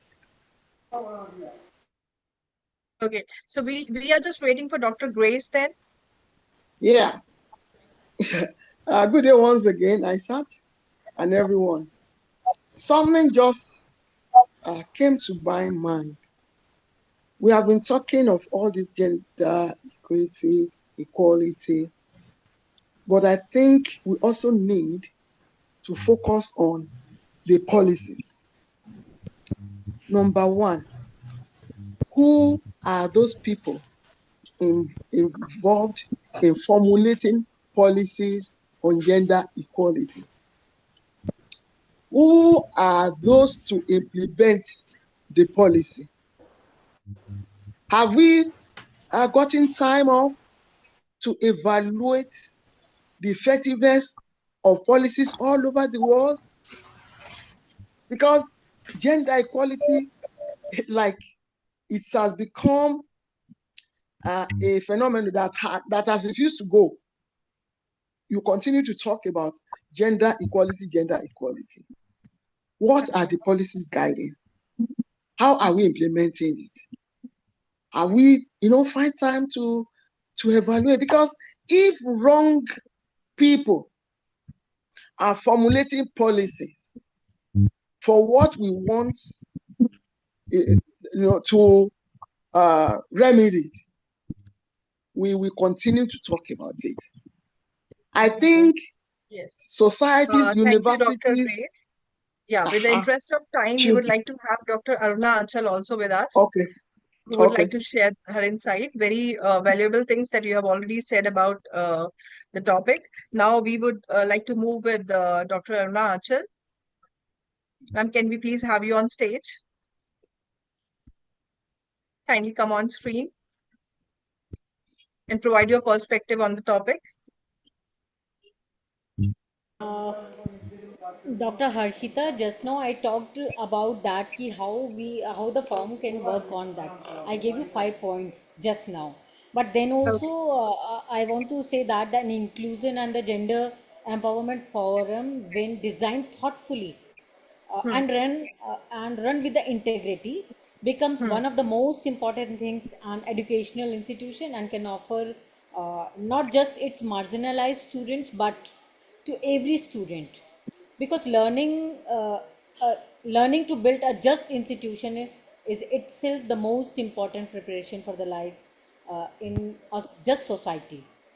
Every student who participates in such a form, whether a leader or a listener or a learner, they leave the campus a little more capable of building world we say what we want.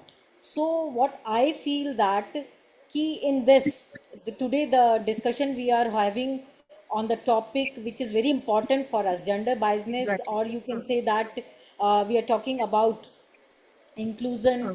and gender empowerment. So the inclusion and gender empowerment is a structured recurring platform within the educational institutions, isn't it? Exactly. So such Yes. college or the universities where students, faculty, administrator and the community members come together to deliberate or to Hmm. reflect, act and advocate on issues of gender justice, social Hmm. inclusion or the disability rights and the equitable participation in education and public life. So it's not a Okay. one-time event, but it's a Yes, living exactly. institutional mechanism from my side. Yes, thank you, Dr. Aruna Achal, for giving your insights. Yes, you rightly said this is very much required everywhere, and even this is not one event only. Like we need to implement it each and every time when we are even in our thoughts also. So it should not go from our mind.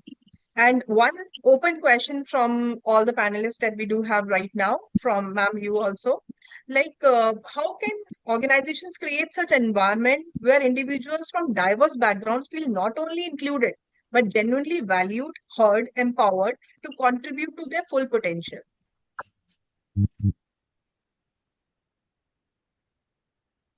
It's something related to their valuation, like they should be heard, they should be empowered.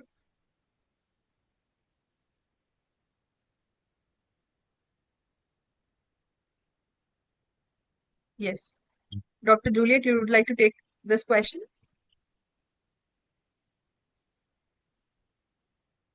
Okay, I think like I want to share one recent situation happening in my state. My state is known to be a very gender. There's a seems to be very gender equalized where women are respected and all and such. So recently in a bill amendment in bill amendment by our chief minister, in the public discussion, our chief minister was saying a statement suggesting that the Mizo women who married outside her community may lose her Mizo identity. So even though he later clarified that statement, but he never apologized to the public because on that, every woman in the country, while we were when we heard this, we reflected on how even today in the part of our society, women identity is still something that is very conditional. Then, and also it shows that this made me think that how far we still have to go. And with that majority of when I watch the comment, all the comments from that, like majority are positive towards it. Majority are accepting that. So so because if we are still questioning a woman belonging based on her personal choices, then we are still holding on ideas and the limit equality as its foundation. So I think for that, like we are so even though women are giving the same opportunity, but on real, our culture, our society play a very certain role. So I think that we still have long way to go. And with the question of ma'am regarding that, I think like creating an inclusive workspace environment requires intentional effort across culture, leadership, and the system. So when we need to create a leader, set the tone that so leader must model respect and fairness and zero tolerance or for discrimination or bias. So and every decision should be accountable and transparent, and also there need to be a transparent hiring and promotion, equal pay for equal work, and merit-based evaluation system. And also there need to be a space and respectful culture, which we have discussed before. There's zero harassment tolerance and respect communication norms, and the kind of safe reporting mechanism. And safety is the foundation for participation.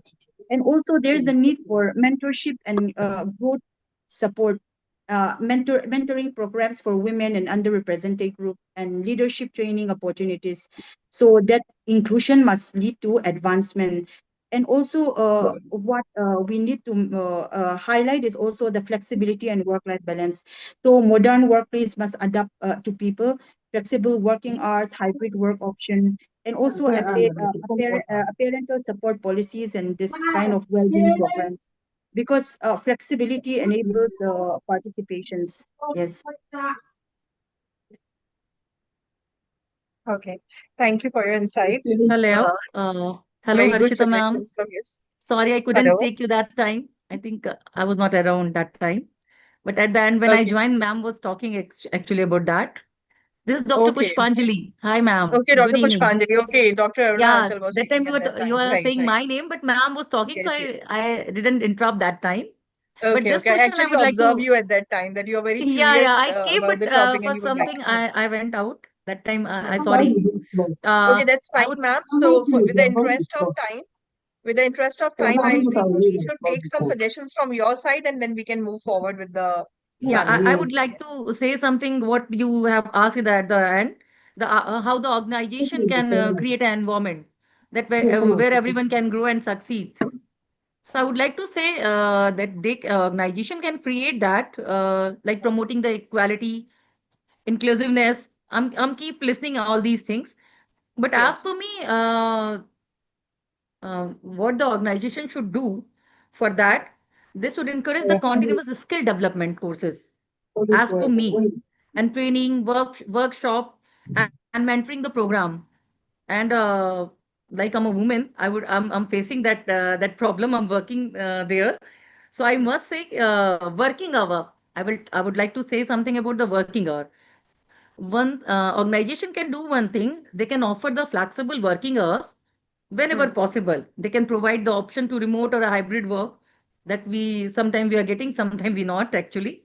And Oh, I think actually we are progressing that way only. we, yeah, we yeah, are yeah. already But moving ahead with that still part. in a private institution, sometimes you are not getting that. Hmm. Because you are having that much work. If they will say you you can go for the leave, but you will not go for that because you are having Hmm. that much work and you have to perform that. That is actually And more about the ethical concerns that we have to be yeah, yeah, there for the yes, work. yes, yes, Yes, rightly exactly. said. I think So, institution should respect the personal time and discourage after the hour work communications and all. So yes, I would like to say something because the time is less. I just don't want to because yes, the discussion is too much. So as yes, per me, I the can working understand. hour I and can understand. yeah, something. Okay. So, Yeah, as we bring this session to a close, I'm yeah, reminded that inclusion is not simply about inviting people to the table. It is about ensuring that every voice is heard, respected, and valued. As rightly yes. said by Dr. Aruna Achal, like every voice should be heard, respected, and valued. Today's discussion has demonstrated that gender empowerment and inclusion are shared responsibilities that require collaboration among educators, policymakers, employers, healthcare professionals, researchers, and communities. The diverse perspectives shared by our panelists have shown that while our contexts may differ, our aspiration for equity, dignity, and opportunity are remarkably similar. So, as we have got similar insights from all of us, for all the panelists, basically. On behalf of ICERT, so basically, before leaving this forum, not only with the ideas, but also with the renewed determination to translate those ideas into meaningful action. So this is what is our main takeaway for the day. So on behalf of ICERT, I sincerely thank you for the suggestions to the esteemed panelists and all the participants for enriching this discussion with their expertise and engagement. And a special thanks to Dr. Aruna Achal, who intervened in between and guided us with her expertise. Thank you and have a wonderful day. And moving towards our technical session, I would like to invite Dr. Preeti Singhal for the next session.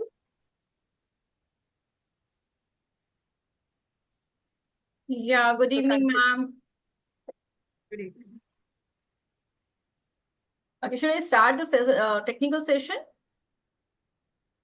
I think we are about to start it within, I think, 4 to 5 minutes.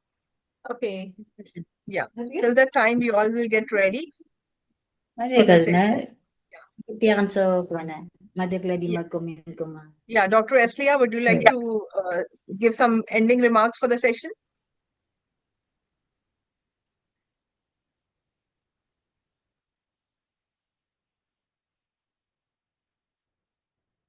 Yeah, our panelists, Dr. Juliet and Dr. Eslia, would you like to give some closing remarks for the session? Any valuable suggestion that you would like to give us? Any takeaways?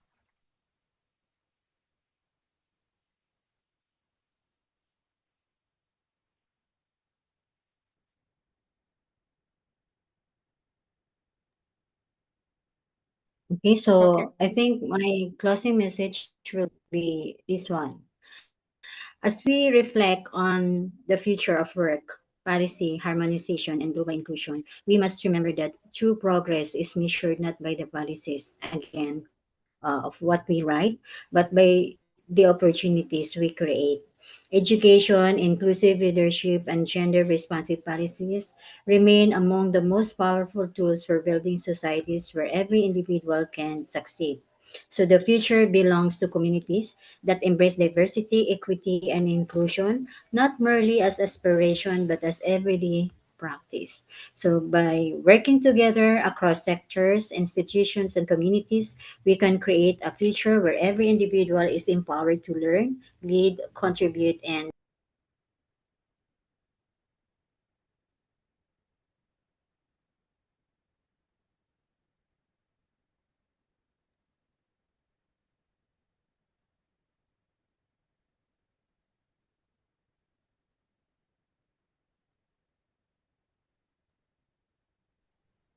I think groups have been divided now.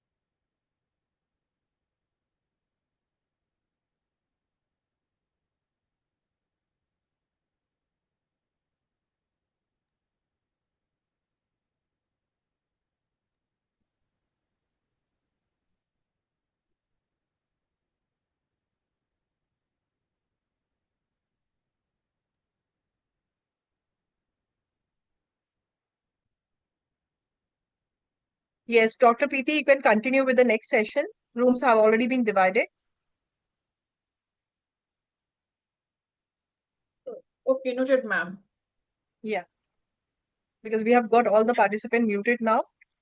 Um, yes, the rooms have been divided. Yes, you can start your technical session now. Okay, thank you so much, ma'am. Yeah, Good thank evening, you. distinguished guests, respected academician, researcher, presenter, and participants from across the globe. A very warm welcome to the second technical session. It gives me immense pleasure to welcome you all to the second technical session of ICERT GD 2026, the annual international conference on education 5.0, organized by International Council for Education Research and Training.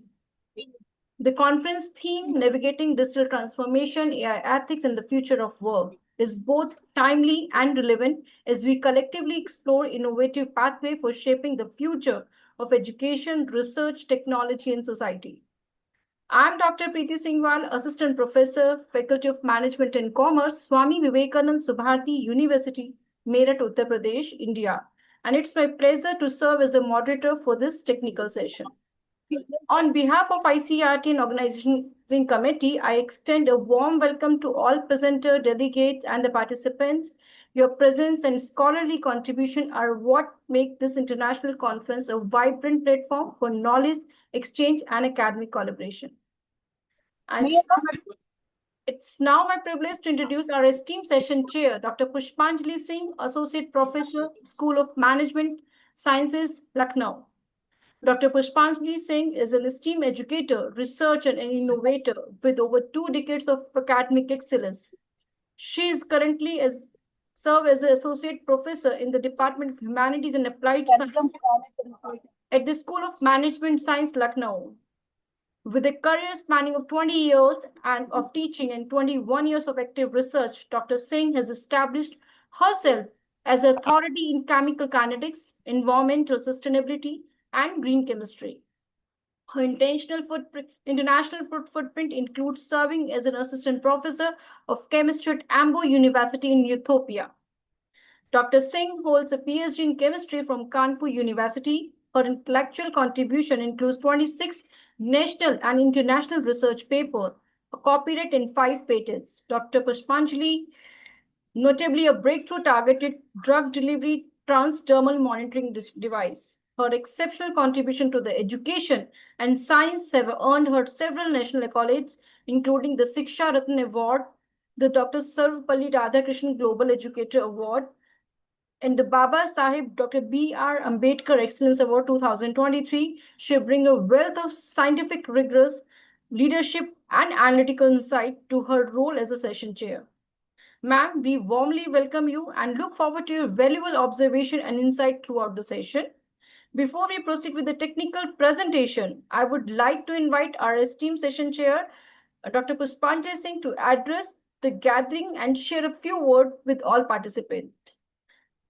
Ma'am, your rich academic experience, remarkable contribution to the research continue to inspire, educate, and scholar alike. We would be grateful if you could share your thought and guidance for our presenter participants before we commence today's technical session.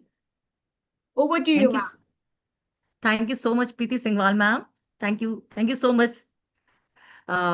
This is Dr. Pushpanjali Singh. A good evening and good morning to all our international participants. It's my great honor and privilege to welcome all distinguished speakers, researchers, academicians, and participants to Day 2 ICRT Deep 2026, which is focused on the future of the work, policy harmonization, and global inclusion. I, Dr. Pushpanjali Singh, Associate Professor, SMS Lucknow, delighted to serve as a chair for this session and be part of this such a prestigious international platform that promotes knowledge, sharing, and global collaboration.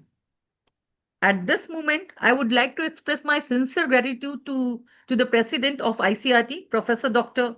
Sandeep Kumar Sir, for his trust and providing me with this wonderful opportunity to chair this session. I also would like to say thank you to Professor Dr. Aruna Anchal ma'am, Director ICRT, and all the organizing committee of ICRT. I warmly welcome to all the speakers and participants to look forward to an engaging, insightful, and productive session. I would like to say thank you to Dr. Preeti Singhwal ma'am also, because very nicely she has introduced me. Thank you so much, ma'am. So now without further delay, I think we shall proceed with the presentation session. So I would like to invite our esteemed presenters to share their valuable research findings and insight with the audience. So I request all presenters, I think ma'am will say, but I would like to say, kindly be adhere with your allotted time. I think, ma'am, we have to give them 5 minutes Sure, plus ma'am. 3 minutes for Sure. the question answer. I think Right. I will request to all our presenter, please be adhere with the time, be stick with the time, because so that we can ensure the smooth and productive session for everyone. So I Right. think let us begin with our first presenter, ma'am. Okay, ma'am. With the So may I permission of our kindly invite the first presenter ma'am, to I would present their like to paper? share some guidelines to all the participants. Yes, yes, yes, Yeah, ma'am. before we begin, I would like to request all the presenter to adhere to the allotted presentation time of approximately 5 minutes, followed by a brief discussion and question answer interaction. Participants are requested to keep their microphones muted and use the chat feature for comment and questions. I encourage all the participants to keep their cameras on where possible and actively engage in the discussion. Your questions and observations are valuable in making this session interactive and productive. With a great pleasure, I invite our first presenter, Professor Dr. M. Amr Sadiq, to present his research paper titled The Catastrophic Consequences of a Good Organizational Culture, the Good, the Bad, and the Ugly Truth. Sir, the virtual floor is yours. We look forward to your presentation. Professor Dr. M. Amr Sadiq.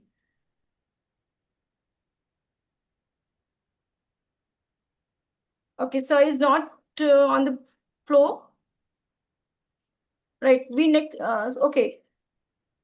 We should move to the next participant, Dr. Prashant Pathak. Yeah, good evening. Yeah, sir, please, your virtual floor is yours. Please present your presentation. Yeah, just a second. Let me share my screen. Yeah, sure. First, we cannot, even if it's there, we cannot be picking that.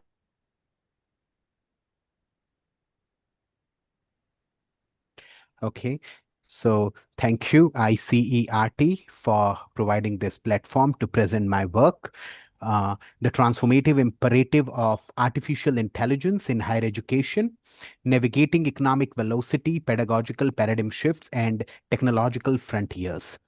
Now, actually, the proliferation of artificial intelligence technologies across professional domains has created an urgent and largely unmet demand for business graduates who can not only use AI tools, but evaluate, govern, and critically interrogate them. Now, in this paper, what I have tried to do is I have articulated a critical AI literacy philosophy as the animating principle of business AI education, one in which students develop and not merely facilitate with AI tools, but the evaluative capacity to direct, audit, and govern them responsibly. Second, AI ethics alongside empirical studies of AI failure cases. The analysis contextualizes AI's economic momentum, examines artificial intelligence vulnerabilities and their current implications, surveys key research frontiers selectively, and presents detailed course level curriculum proposal. So the three original contribution this paper makes is one, systematic failure mapping, a logical mapping between four documented AI failure modes: hallucination, algorithmic bias, adversarial attacks, and prompt manipulation. It operationalizes competency framework and a critical AI literacy framework it provides. Research objectives contextualize AI's economic momentum and its documented effects on occupational task structures, keeping in mind business graduates. Examine principal AI vulnerabilities and develop specific evidence-based curriculum responses. Survey AI research frontiers most directly relevant to business professional practice over the coming years, and propose a layered operationalized competency framework. Actually, two things: cognitive offloading and cognitive surrendering. if we want to protect our students from both these things, then it is very, very much important that how we formulate a kind of curriculum wherein, of course, we cannot abstain them from using AI, but how we integrate AI in the curriculum, which helps them to grow in their career. So the central hypothesis is the most consequential gap in current business AI education is not a shortage of AI content in the curriculum, but there is a shortage of structured, pedagogically grounded approaches to developing critical AI competency, the capacity to evaluate and challenge AI systems, not merely use them. So there are the three chief research questions are: what specific competencies must business graduates develop to engage responsibly with AI? How should curricula be structured to develop critical rather than merely adoptive AI literacy? And institutional conditions, faculty, infrastructure, industry partnership. Research methodology. This paper employs a structured conceptual analysis drawing on four interdisciplinary domains of scholarship. First one is labor market analysis, AI failure mode examination, educational application. So when it comes to labor market analysis, this chart depicts that more than 65% of the tasks you see in any domain, whether it is computer programming, whether it is financial analysis, legal research, customer service, marketing and communication, medical records, more than 60% of the tasks in these domains fall within LLM capability. That means LLMs can do this much task. There is a twice rate of AI capital expenditure versus workforce spending, a structural skill shift, not just cost cutting. So failure modes map to curriculum responses. So hallucination, adversarial attacks, prompt manipulation, and algorithmic bias. These four failure modes of artificial intelligence we have taken consideration in the study. Now, how we can make sure in our curriculum, systematic verification protocols, hallucination hunt activity, and treat AI output as hypothesis, not as the end output. Adversarial attacks, AI governance awareness, case-based instruction on real adversarial failures, and security protocol design. Algorithmic bias and prompt manipulation. Now, what is the three-layer competency framework we propose? First of all, foundational framework, wherein foundation of AI for business. So I have taken into consideration business management program, postgraduate program, 2-year program. So in first year, in semester 1, students can be equipped with the understanding of ML concepts and LLM limitations with practical business case studies, interpret model evaluation metrics, identify how training data quality shapes model behavior, and write basic Python to train and evaluate a simple classifier. Then comes semester 2, first year, design and test discipline-specific prompts, apply structured verification protocols, and document AI-assisted work transparently.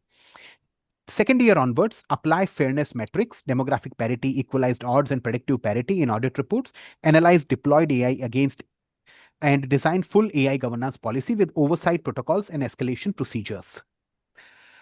Now, these are the 4 classroom activities which I have done in order to test this. The first one is the hallucination hunt. Students submit AI-generated factual claims from their discipline. Peers independently verify against primary sources in 48 hours. Class debriefs maps hallucination patterns and effective corroboration strategies. Same way for prompt engineering, bias audit workshop, and AI governance simulation. Now, this is assessment and competency alignment. Foundational, the assessment can be AI tool evaluation report. Key evaluation criteria can be technical accuracy, critical appraisal of the evidence of primary source use. Then accordingly, it progresses. The 5-pillar framework of responsible AI education. First one is AI embedded across all disciplines: finance, marketing, operations, law. Second, faculty development and upskilling, 3 components: technical AI knowledge plus pedagogical design skills plus ongoing industry engagement. Third pillar, sustained industry partnership, annual curriculum review with practitioners, industry mentored capstone practitioner in residence, joint AI lab infrastructure. Fourth pillar is AI laboratory. And fifth pillar is ethics centered assessment design. So the key takeaways for business schools from this work can be: critical literacy is distinct from tool adoption. Tool adoption is easy, but critical literacy is something we need to work hard to offer our students. Curriculum reform must be operationalized, and intervention window is open but not indefinitely. These are some of the references I have referred in order to prepare the paper. Thank you. I hope I have taken 5 minutes. Yeah. Thank you, Dr. Prashant Parekh, for your insightful presentation and valuable contribution. Now, I would like to invite our respected session chair, Dr. Pushpanjali Singh, to share her observation, comment, and or question, if any.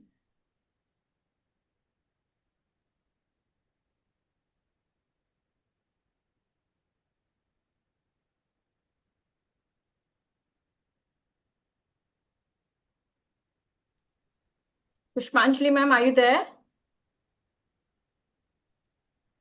Yes, ma'am, I'm there. Yeah, please share your insight. Yeah, Dr. Prashant? Yeah, just a second, ma'am. Yeah. Yeah.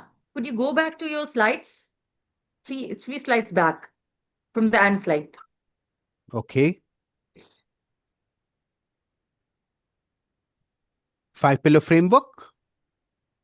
Yeah, 5-pillar framework for the responsible AI education. How much beneficial it will be, and how we are going to explain that actually? Can you explain it in a different way? Yeah. So What would be the applicability actually? Exactly, I want to know. exact applicability is that today students are using artificial intelligence tools to complete their assignments. Even we Yes. give case studies to them to read case studies. Students can easily do away with the case study with the help of artificial intelligence tool. Now we cannot do away with artificial intelligence tools. The only solution is that if we can integrate artificial intelligence in our pedagogy and in our continuous evaluation systems, that will of course we are not ignoring AI, but at least we are training our students to responsibly use AI. At the end, the cognitive offloading and cognitive surrendering must not happen from students' point of view. If student is giving the thinking part to AI, that is going to be so harmful for the students, because the thinking part must remain with human beings, us, and that thing students must understand. Yes, exactly. Because we have made the machines should not control us actually. But nowadays it is happening. AI Exactly. is controlling us actually. Now research AI is doing, and I don't know what we are doing. So thank you so much, Dr. Prashant. Thank you so much. Nice Thank you. presentation. Thank you, ma'am. I also would like to invite any question or comment from the participants. Audience, is there any question? Okay, next, move forward to the next presenter, Ms. Kavani Heka and Dr. T. Yolila Sanktam, to present their topic, Cultivating Resilience, Evaluating the Impact of Growth Mindset Intervention on Academic Success and Student Agency. Ms. Kavani Heka.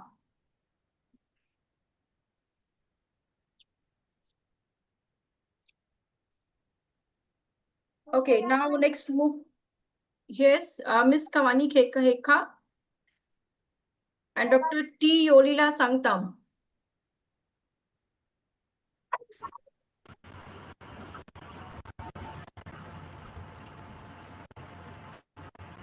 Okay, now next move to the next presenter, Dr. Anita Sharma. Hello, good evening, ma'am. Okay, ma'am, please present your topic. We look forward to your presentation. Ma'am, shall I present my screen? Yes, please. Okay, ma'am.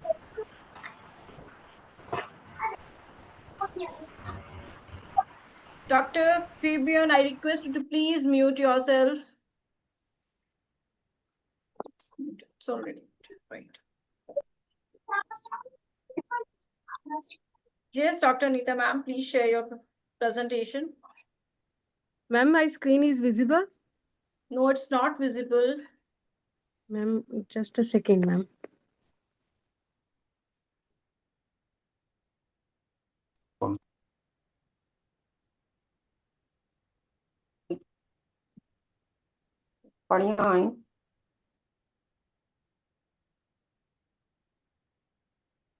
Ma'am, is it visible now? No.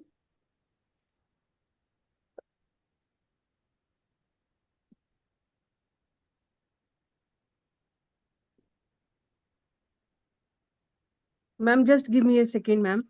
Yeah, sure.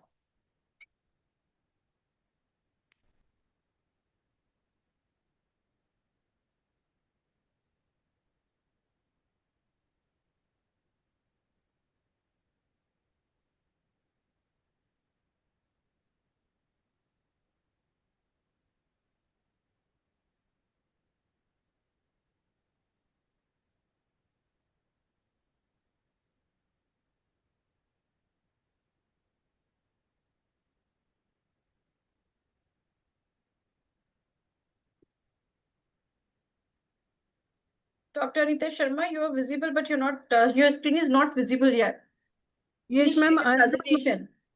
Ma'am, I'm sharing, but I don't know why it is not showing on the. Okay, ma'am, please work on it. Try to remove this technical glitch. Until then, I should invite another participant. Dr. Pushpa, ma'am, should I invite another one? Yes, you can do, ma'am. Okay, thank you so much, ma'am. Now, Ma'am, yes. okay, just invite, ma'am. Just invite to other one. Yeah, I would like to invite Ms. Arshita and Dr. Ila Mittal to present their topic, e-commerce ethics and sustainable consumption, consumer autonomy in algorithmic economy. Ms. Arshita and Dr. Ila Mittal.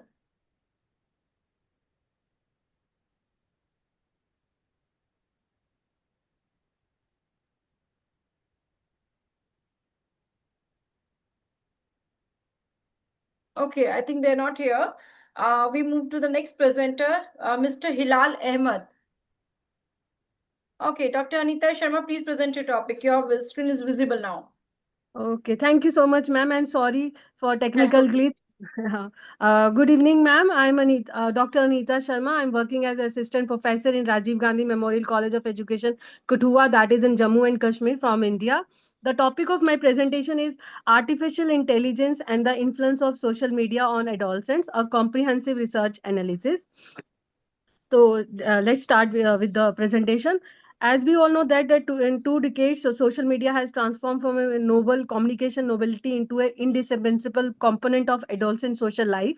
Recommendations engines deployed by platforms such as TikTok, Instagram, YouTube, and Snapchat analyze billions of data points per second to identify and serve content predicted to maximize individual user engagement. For adolescent, I don't know if I'm talking about my state, every other single student is on social media. They have their Instagram account, they have their YouTube channels. Even you, if you are going to interact with the school students, they will say that, ma'am, I have my YouTube account, you can please follow my YouTube account. I have created so much of the content on that. I have my IG, I have my FB account. Even most of the students are on Snapchat. The social media is nowadays is a part of our lives.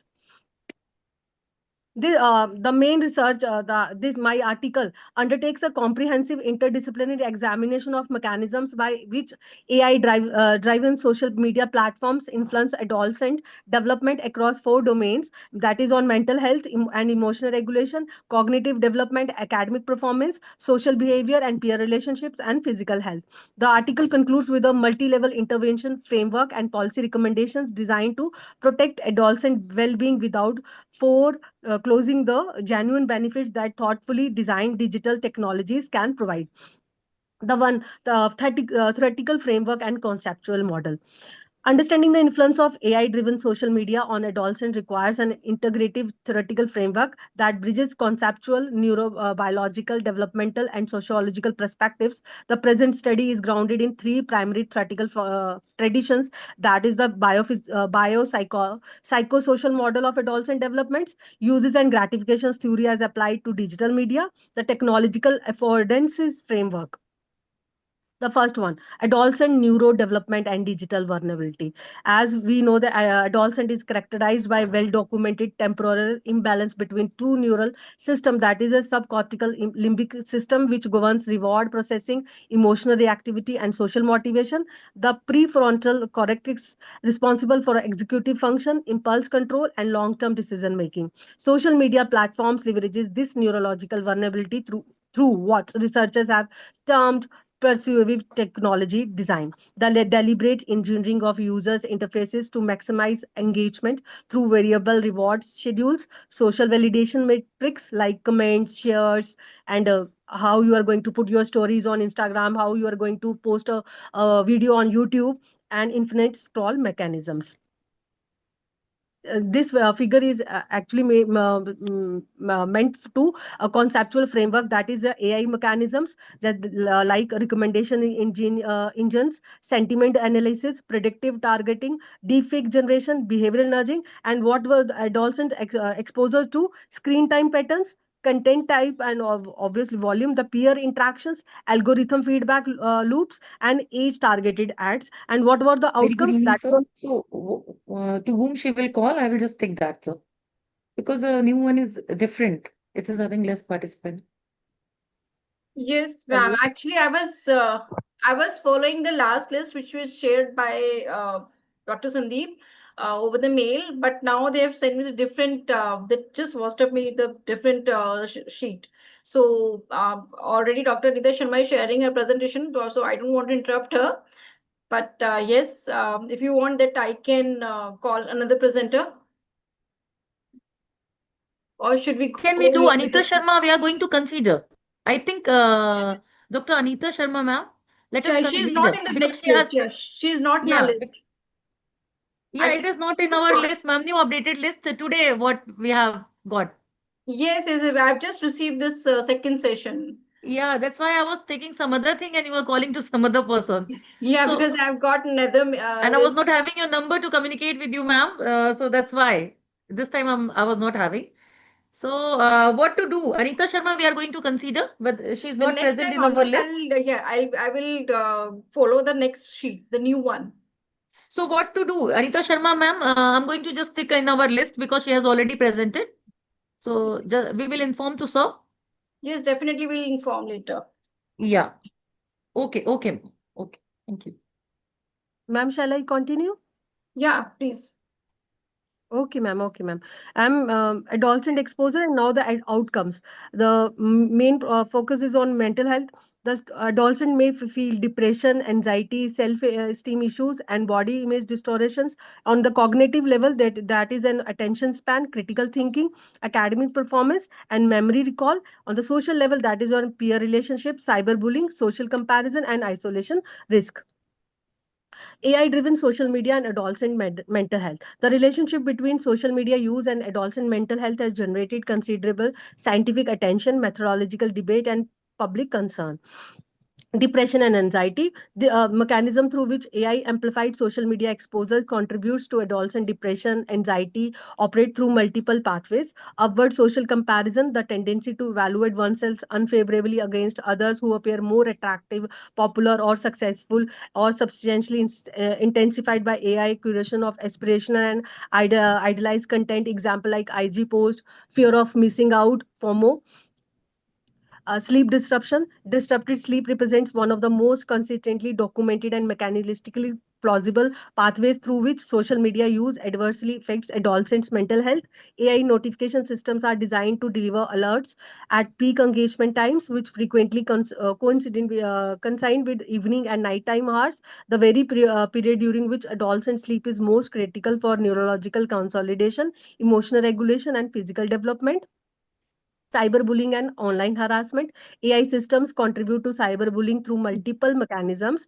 Content moderation AI on major platforms have consistently demonstrated disparate performances across demographic groups, failing to detect and remove harassment targeting girls and racial minorities at rates significantly lower than those achieved for majority group users. Algorithm amplifications of conflict generating content, including public call-out screenshots of private communications and coordinated harassment campaigns has been documented across platforms. Deepfake generations technologies, now widely accessible through consumer-grade AI tools, have enabled the production of non-consensual intimate imagery targeting adolescent girls at rapidly escalating rates. Social media platform use. In my research paper, when I go through the lot of the YouTube is 95% of the adolescent are using YouTube. 73% of adolescents are using TikTok, 61% are using Instagram, 59% are Snapchat, 32% are Facebook, and Twitter or X we called as 23% are using Twitter. AI driven social media factors and adolescent mental health outcomes. If you see this picture, you will say that the depression and primary AI driven and association type and effect size. I have go through the papers and put these things on in a summary so that I can my audience can relate this thing. The depression is a high social comparison exposure and significant positive correlations. Anxiety, notification frequency and urgency is moderate positive correlation. Sleep disruptions, Dr. nighttime Nita, please devices. adhere to the timelines. You've already completed 5 minutes. Okay, okay, Please sure, ma'am. complete. Ma'am, Yeah. okay, ma'am. Yes, ma'am. Ma'am, this is the multi-level intervention frameworks, synthesis evidence based on strategies across 3 levels of analysis. How we are going to meet this, that's on individual level, family level, and society policy level. For example, in individual level, that is your digital literacy education should be there for adolescents, mindfulness-based screen use, media literacy, and on the Ma'am, for the yes, ma'am. sorry to interrupt you, but I think you should come on the conclusion. In a one, two Yes, line, you ma'am. just conclude. Yeah. Yes, yes, ma'am. Yes, the present study, the integration of artificial intelligence into social media platform had fundamentally altered the digital environments in which contemporary adolescents develop with the consequences. The evidence revealed in the article demonstrate that AI recommendation systems designed primarily to maximize user engagement systematically exploit neurological vulnerabilities, characteristics of adolescent development, foster compulsive use pattern that amplify social comparisons, disrupt sleep, intensified cyberbullying, and bias identity development in potentially harmful directions. Thank you, ma'am. Okay, ma'am. Dr. Pushpa, ma'am, Yeah, please share your yeah. observations. Ma'am, I'm Pushpanjali. Oh, I'm so Dr. sorry, ma'am. So sorry. Pushpanjali. Yeah. Just I would like to ask one question, Dr. Anita, ma'am. Yes, ma'am. What policy recommendations emerge from your findings? Because you have named a lot. Yeah. What policy recommendations? Yes, ma'am. Ma'am, first one is that there should be AI ethics regulatory frameworks should be there. Data privacy regulation should be there, ma'am. Just like that, there we are already hearing that our numbers are breached, our data is on the internet, the numbers are there. There should be strong I think provisions from the government sides so that these things should not be done. And students should be, ma'am, more parents should be more aware how the students how their children are so that they can, ma'am, even I can recommend that the family should be with the students or with their children in on their social media app also, so that they can see what they post, how they are interacted, what kind of content they are following. There should be a positive interaction between the parents with the teachers, ma'am. Being in the teaching line, I think I have accepted everyone on my IG. If they send me the request, I followed them and I have interacted with them. So whenever they are depressed, I'm asking, why do you put this kind of story? What happened? Why you are not sharing with me? So that they can interact with instead of hiding things from me. Okay, thank you. Thank you so much, ma'am. Thank you. Any Okay, good question from evening. audience? Okay, let's move to the next presenter. Kehinde Grace Edioson, Emmanuel Hi. Damina, Good afternoon, good morning. Veda, and Comfort Adnika Onifeda. To Ma'am, present ma'am, in my list, what new list we are having? The first one is, I think we should check, ma'am. The first one is Professor Dr. M. Amar Sadiq. He's The not second here. is Hinade Grass Yes, I'm Edioson. calling the same person. Kennedy Grace Edioson, Emmanuel Demilula, Eveda, and Comfort Edinaik Onifede. Yeah, Emmanuel Jamilova. Damilova. Aveda. Yeah. Yes, ma'am. Okay. Is he present? We have Kehinde Grace Edioson. Candidate. Yeah, candidate. Yeah. Grace Candidate. Edioson, Emmanuel Demilula. I think somebody is there. Can you hear me? Hello? Yeah. Yeah, I think that Kende Adeosun. I'm the person that was there before. Just a minute. Adiso, just a minute. No, my number is 491 before. Dr. Adela Kende. No, Adich. Either candidate or Emmanuel or Comfort. 3 people are there. So who is going to present there? I'm sorry. I just discovered that my name was changed. So Kende Adeosun. It's not Kende Adeosun. Do we have Dr. Kende Grace, Emmanuel, or Adelawa. Comfort? Okay, just can you tell me a topic, on what topic you're going to present? Okay. No. Because name is very different. We are not having your name list. My topic is competence gap in automotive air conditioning training institutions. A systematic No. review and Decolonizing education community for memories, curriculum. archives. Yeah. Okay. I don't know the think reason you are why. in a different room. I think you are in a different Yes, room. we don't have the same name. We don't have your name. That's why I'm asking. That I didn't know the reason why my name was changed. Because I'm okay, trying to candidate play. Grace Addison, you are not in our list. No, I'm not the one. I'm not the one. I'm a duo. Just a minute. Let you wait for your name. Okay. I'm a duo. This name is not in our list, ma'am.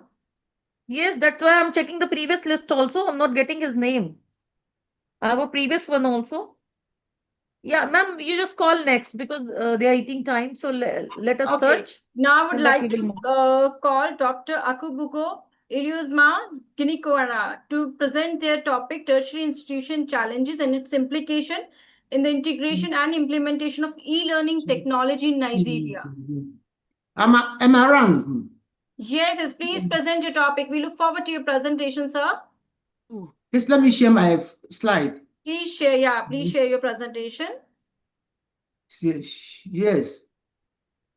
Okay. Good afternoon. My name Very is good afternoon. My name is Ijeoma Akobogwo from Abia State University, precisely curriculum and teaching education in the Faculty of Education, Abia State University, Nigeria. My topic is internal. I'm presenting in the Council for Education Research and Training Conference, ICERT. My topic is e-learning and tertiary education, the challenges of integration and implementation of e-learning in tertiary education in Nigeria and its implications. The study objectives, one, is to examine challenges affecting e-learning integration, identify infrastructure, instructional faculty and student barriers, analyze implications for equity, access, and national development. Then suggest practical strategies for improvement. The research methodology, review and conceptual analysis approach, evidence drawn from recent literature on Nigeria tertiary institutions, focus on the infrastructure, policy, faculty readiness, students' access, LMS, that learning management system adoption, and quality assurance. The next slide, the key findings. Unstable electricity supply disrupt learning. Poor internet connectivity and high data cost limit the participations of students. Limited access.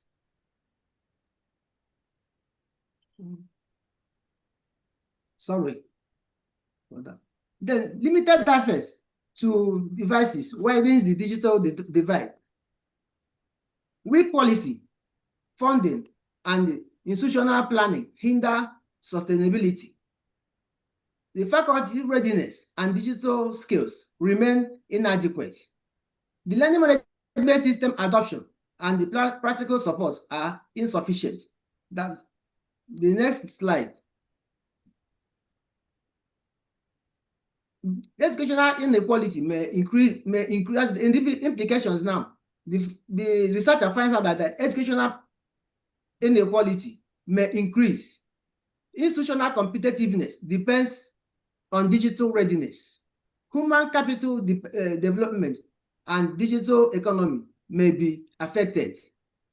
Then blended learning and partnership offer promising alternatives. Then conclusion and recommendations. The researcher recommends that there is need to invest in power and broadband infrastructure, strengthen the faculty and student digital capacity, develop national e-learning quality standard, promote equity through subsidized device and internet access, adopt sustainable blended learning strategies. Appreciation. I thank you all for listening to this presentation. Thank you. Now I would like to invite Dr. Pushpanjali ma'am to share her comment and observation. Yes, ma'am. Just I would like to ask one question. Uh, uh, Bugao.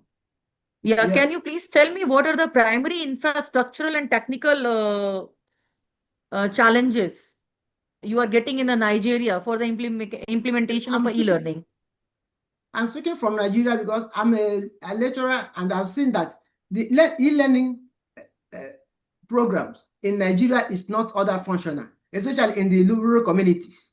Some of us, there will have problems like electricity, problems like funding, the materials or the devices that are supposed to be used for teaching and learning are not there.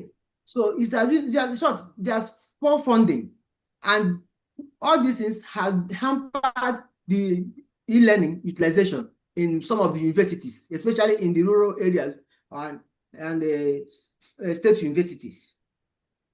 Thank you. Okay, thank you. Thank you so much. Any So I questions think from the audience side? Okay, now I would like to invite next presenter, Miss Ini Shane M. Rizzolio, Hannah Moratin, and B. Kestria to present their topic, Gamala Hibiscus rosa sinensis L, leaf extract as an organic rust inhibitor. Yes, please, miss. Please share your presentation. Thank you. Good day, everyone, and good morning to those joining from different time zones.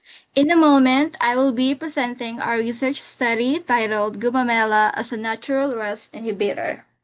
I conducted this study together with my fellow researchers, Hannah and Bea. Unfortunately, they are unable to attend the conference today. I am also joined by our amazing Miss research. Annie.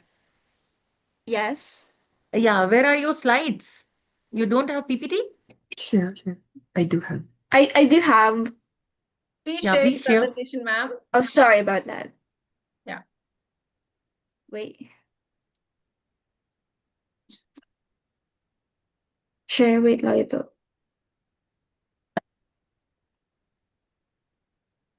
Okay. Kaya, kaya. Miss Shani, please adhere to the timeline. Save only 5 minutes to present your topic. Shall I start? Yeah, please share. Please continue. This study explores whether gumamela leaf extract can be used as a natural and eco-friendly alternative to commercial rust inhibitors like WD-40.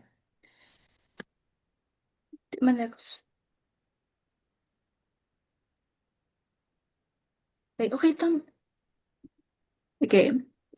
So the background of the study, rusting is a major problem in metals because it weakens materials and shortens their lifespan. It happens when iron reacts with oxygen and moisture. Industries use synthetic rust inhibitors, but many of these are expensive and may have environmental impacts. Because of this, there is a growing interest in natural and plant-based alternatives that are safer, cheaper, and more environmentally friendly. Okay. So why gumamela? We chose gumamela because it is widely available in the Philippines and contains natural compounds such as flavonoids, tannins, phenols, and alkaloids. These compounds may help prevent rust by forming a protective barrier on metal surfaces and slowing down oxidation. It is also low cost, renewable, and non-toxic, making it a good candidate for a green rust inhibitor. So the research gap, okay.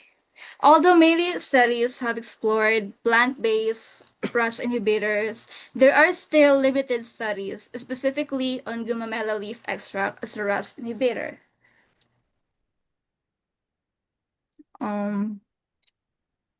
This study aims to answer the question, is there a significant difference between RAS inhibiting effectiveness of gumamela leaf extract and WD-40? So the general objective to produce and evaluate gumamela leaf extract as an organic RAS inhibitor.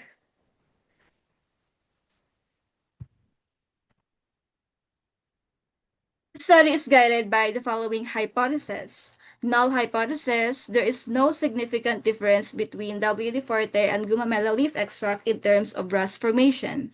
And alternative hypothesis, there is a significant difference between WD-40 and gumamela leaf extract in terms of RAS formation. The independent variable is a type of RAS inhibitor, while the dependent variable is RAS formation.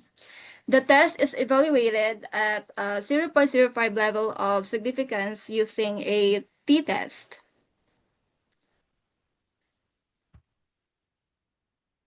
This study used an experimental design, specifically a completely randomized design or CRD. 30 iron nails were divided into 3 groups. The WD-40 treatment group, gumamela extract group, and control group with no treatment. Each group contained 10 nails, and the experiment was repeated for 3 trials to ensure accuracy. Fresh gumamela leaves were collected, washed, and cut into small pieces. The leaves were steamed for 1 hour and then squeezed using a clean cloth to extract the liquid. The extracted solution was stored in a clean container and used as an organic RAS inhibitor. Ine, I think you Yes. should come on the conclusion. Okay, for the conclusion, sorry. Yeah.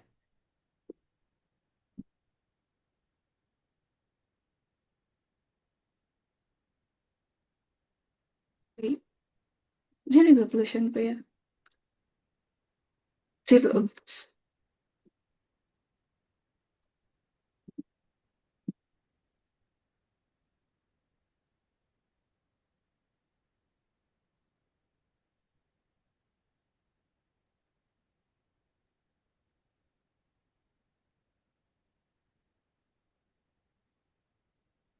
Okay, so in conclusion, gumamela leaf extract showed moderate effectiveness as a RAS inhibitor. Although it was less effective than WD-40, it significantly reduced RAS compared to the control group. It also showed neutral pH and high viscosity, making it a promising, eco-friendly alternative for RAS prevention.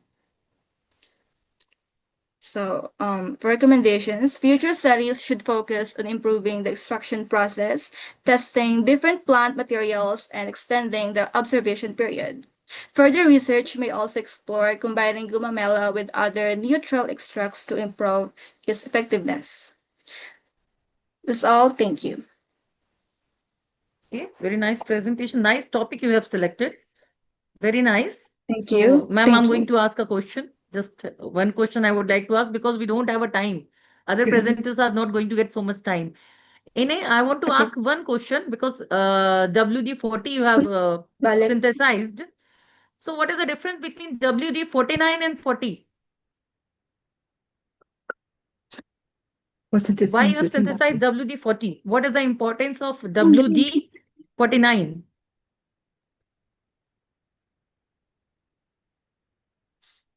Why did you compare gumamela extract with WD-40? WD-40 is a well-known commercial RAS inhibitor. Comparing gumamela extract with WD-40 allowed us to evaluate how effective the neutral alternative is relative to a product commonly used in real-world applications.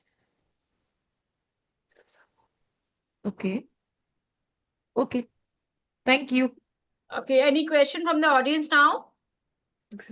Okay, let's move to our next presenter, Mr. Rashid Shikore Bushri, presenting the... Mr. Rashid.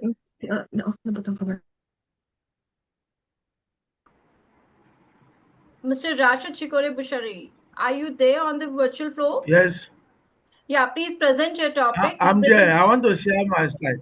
Yes, yes, please share your presentation and start. Ma'am, I Okay. think we should clear with the Rashid. Mr. Rashid Sikore, actually, we Yes, don't I'm have here. so Can much you hear time. me? Yeah, I know you are here. We don't have so much time. So you try to conclude your presentation within 3 to 4 minutes. So Okay. 1 minute, total 5 minutes we can give you because we need, Okay. other presenters are also there. So you just Okay. conclude all the presentation and give me 30 seconds for the question also. So try to finish in 4 minutes only. Okay? Okay. Can you see my slide there? Yeah, please start. Please share. Okay. Okay. Good day, ma. I'm presenting a paper on leveraging green skills for biodiversity gains, uh, ecological restoration in the built environment. This is from architect Dr. R.S. Busari from Manarayande University of Education in Oyo. In order to save time, I will not go through all of these things just to meet up with the time given to me. So the built environment challenges nowadays is just environmental transformation, which is seriously affecting uh, the biodiversity and the ecology in the town. And this is happening to secondary towns like Oyo and some other area, and simply due to the fact that the town is just increasing in the size abruptly.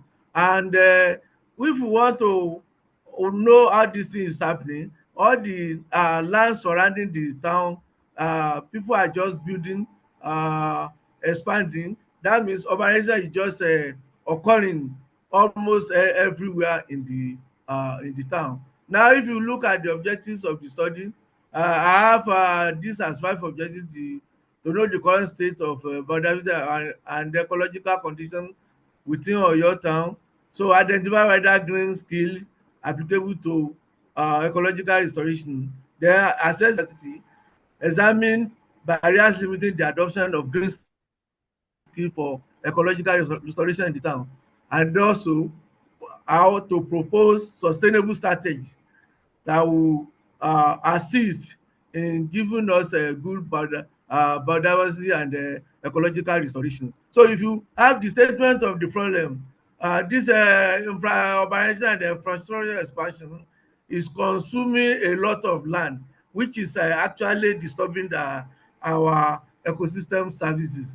Then also due to poor environmental planning, that is, people are just building the way they like without having necessary paper before such things are produced. Then the research gap, existing studies have shown that climate change, urban sprawl, and uh, unsustainable consumption without adequate examining the role of competencies, which just destroy green infrastructures. Then on the methodology Rashid, adopted, Rashid, I'm Mr. using Rashid, mixed method research. Mr. Rashid, Yes, would you please jump yes, to I'm listening. the research result and discussion, then conclusion? What result you To have? come to research, Yeah, result research and then what? conclusion slide. Research questions, Abi? Yeah, result. What outcomes? Your findings. Findings. Okay. Okay, my findings. So at Yes. the end of the day, uh, I came up with this findings that ecological degradation is significant in the town, uh, with serious problems like flooding, drainage failures, and biodiversity loss. Then green skills are strongly recognized, and these are very important for ecological restoration and sustainable urban movement. Then the local government inactivity in the town, the local government authority is presently dead. They are not investing in infrastructure and some other things, and which they need to change from this. Then sustainable landscaping and urban forestry is needed. So that is just my presentation on the topic. Thank you. Thank you so much. Thank you so much, Mr. Rashid. I will not ask the question, ma'am, Yes. because we have to Okay, jump any to the question next. from the Yeah. audience side? Okay, now let's Hello, move. ma'am. Yes. Yes. Yes. What's your question, ma'am? Yes. Mr. Hello. What's Rashid. your question, ma'am? Yes, ma'am. I'm listening. Hello. Yeah, Yes, Mr. ma'am. Rashid, thank you so much. Nice Oh, presentation. okay. Thank you. Hello. Okay. Mr. Yeah, Thank you Sikri for yeah. listening want to to ask me. some question, ma'am. Okay, Yes. what is Hello. green skill? What do you mean by green skill? Just 30 seconds, you just answer. Green skill. Yes, what is the green skill? These are eco-friendly skills that will promote green infrastructures in the community, that will be able to preserve what we have and able to use them sustainably. Okay, thank you. Thank you so Hello. much.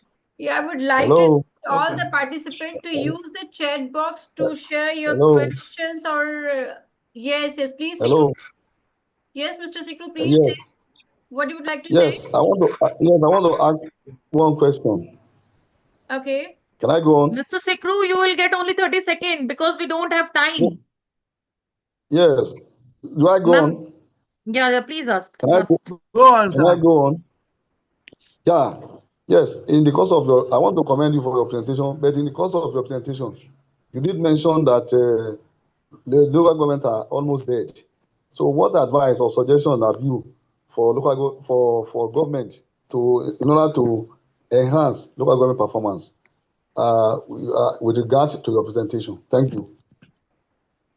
Okay, sir. I think Thank you. we are all witnessing what is happening in the everywhere in Oyo State now.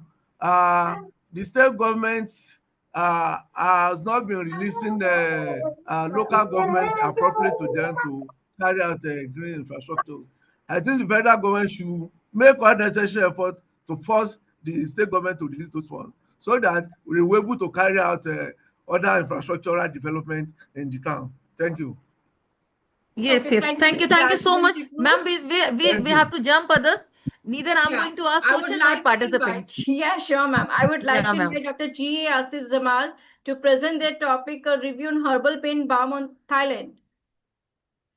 Dr. G.A. Asif Zamal, are you on the floor?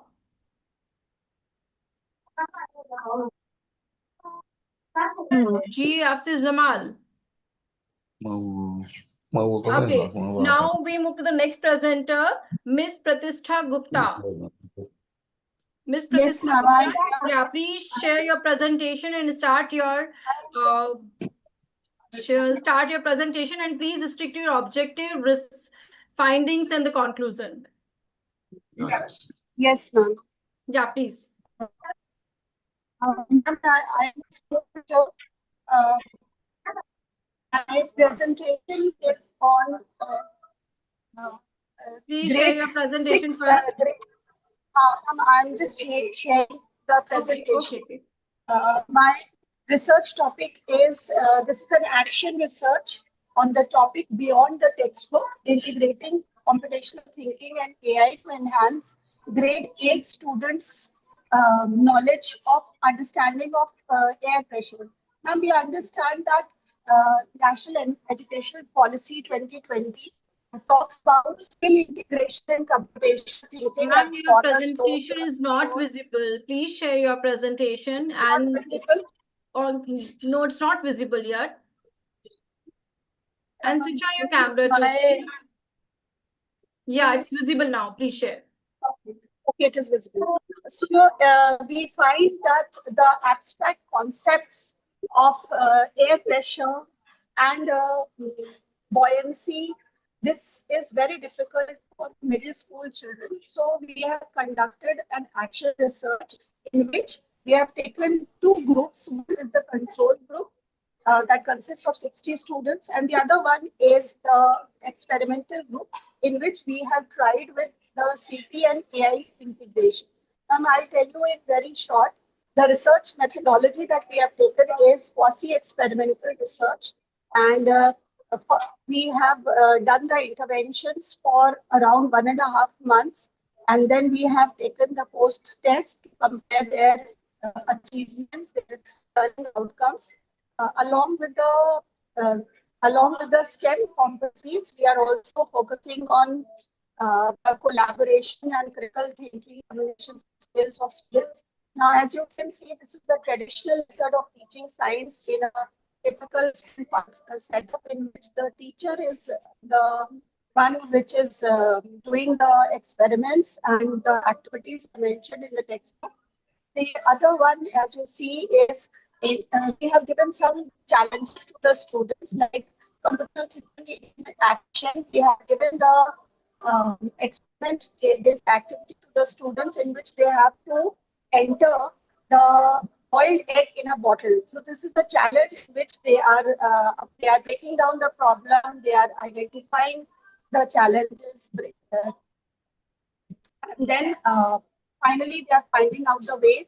Then we are, this is one more challenge that we have given to them, in which the children are calculating the pressure of your pressure by using the force upon area formula using the rubber sucker. So initially they tried with the help of spring, this spring balance, and then they are also doing some weights to understand the pressure.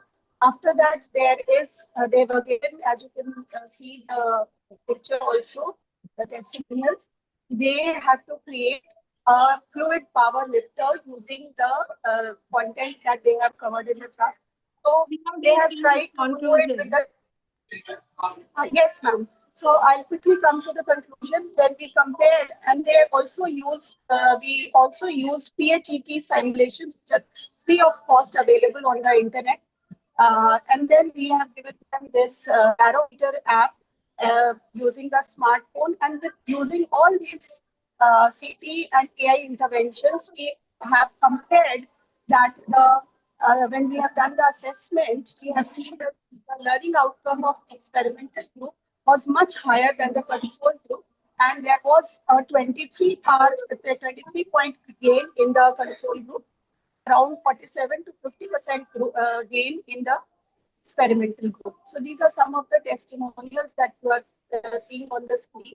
So we have concluded that the use of computational thinking and AI is the future of our classroom, especially in the middle and secondary stage. And this action research provides us compelling evidence that the integration of CT and AI approach significantly enhances student understanding, engagement, and application of complex scientific principles, which are otherwise overwhelming for them, like air pressure, buoyancy, and all. And this is actually learning by doing model, which is transforming a difficult topic into an exciting journey of this kind of innovation. So I Thank you, have Ms. summed up. Thank you so much, Thank you ma'am. so Thank much. you. Thank you so much, ma'am.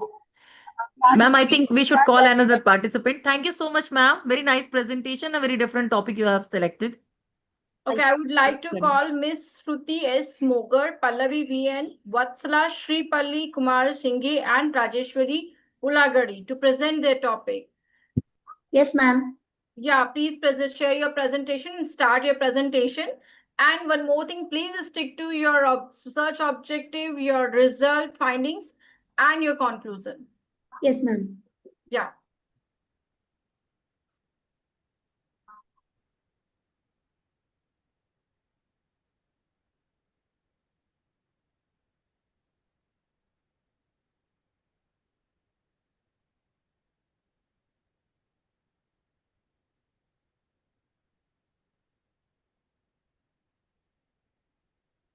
Yes, Miss Monger, please start. You are mute.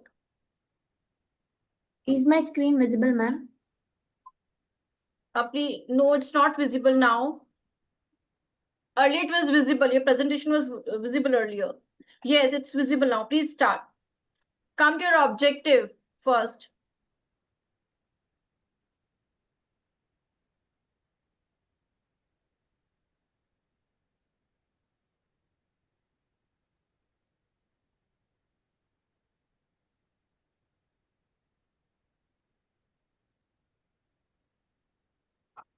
Ma'am, am I audible? Yes, you are Yeah, audible. Shrishti, you are audible. You just start. If slide is not visible, just you start. If you can see, you can just do the presentation. Yes, go to the next slide. I think next you do, your slide will be, yes.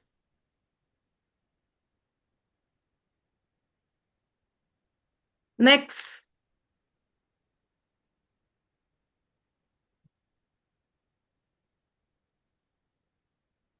What is your objective? Can you please tell me? What is the objective? You are on mute, Miss Shruti. Please unmute Shrishti. yourself first. Srishti. Yes. Shrishti, you just unmute yourself. We don't have time. We will not give you. Ma'am, as I am presenting, it is getting muted. No, nobody is doing. You just tell me what is the objective? Why have you have selected this topic? So this is my dissertation topic, ma'am. It is an Okay. review on photochemical profile and therapeutic potential of kokum. And it is an superfruit of Western Ghats of Karnataka. It is called as Garcinia indica, and it Okay. is significance for its industrial medicinal uses traditionally cools the body in the summer, improves digestion and treats acidity, and it has three main compounds called as hydrocitric acid, garcinol and anthocyanins. They have uh, their mechanism in cellular defense, ROS protection, and regulates appetite. There are So many what you did that in that you have extracted something, you have extracted from there. Yes, ma'am. And what methodology you have used while doing that?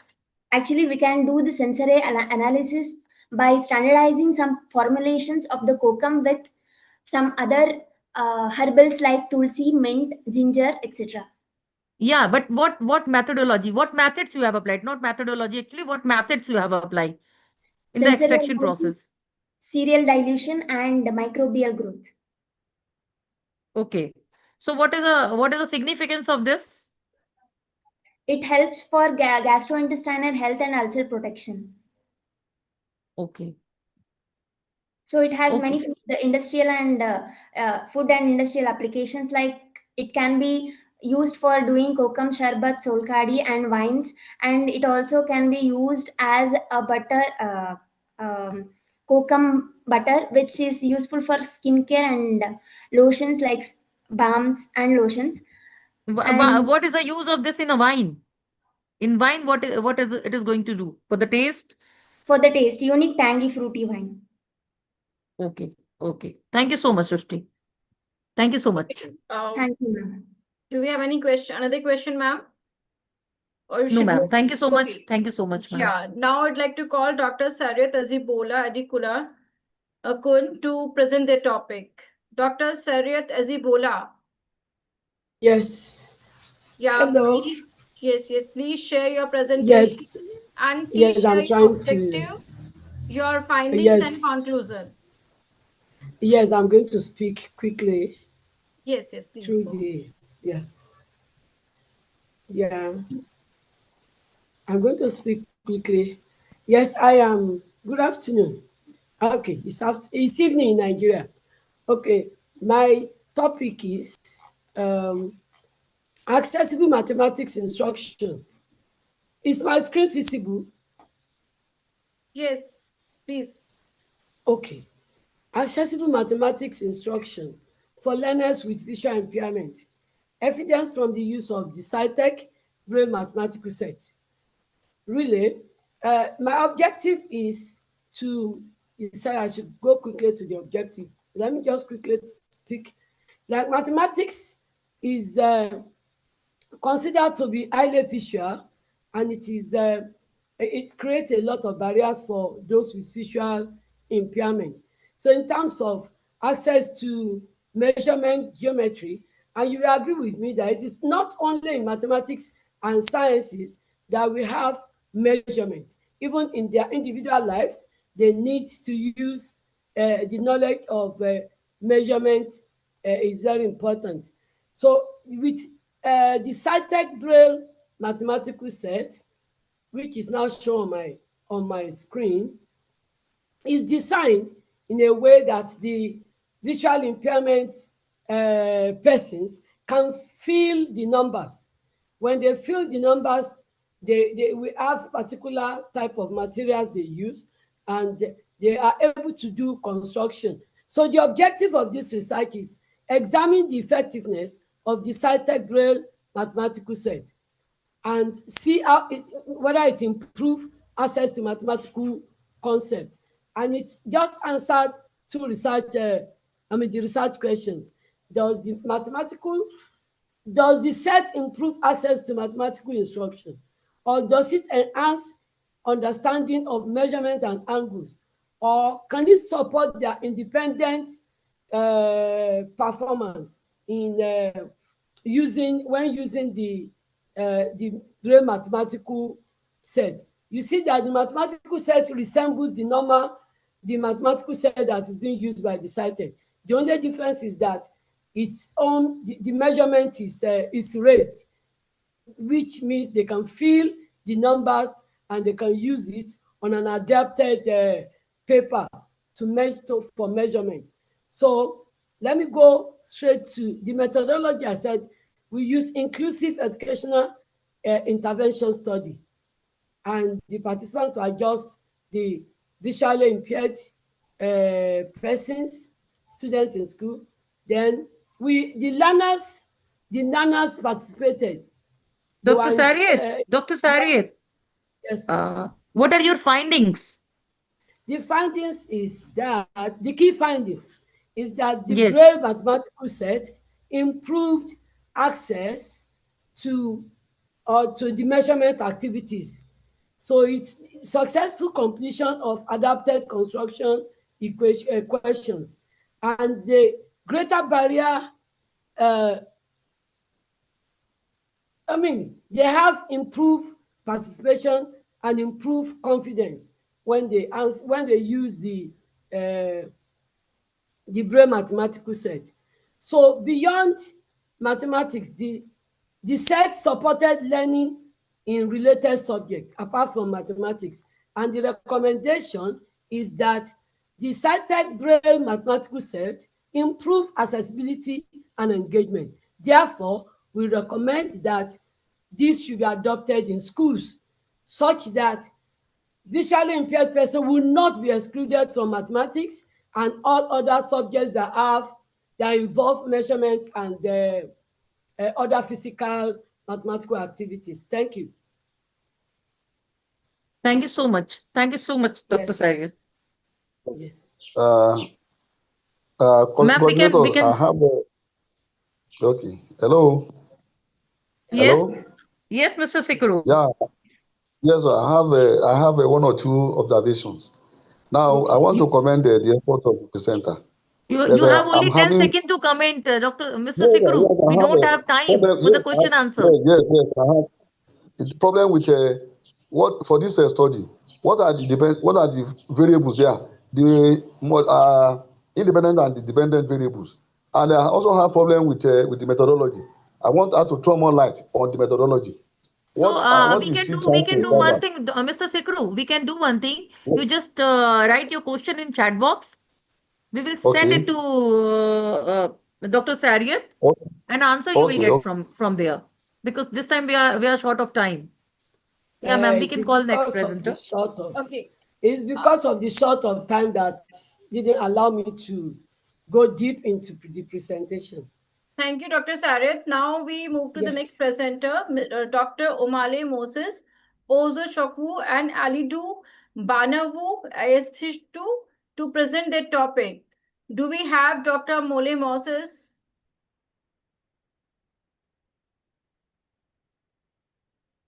Okay, sir, please start your presentation. And stick to objective research methodology and conclusion only.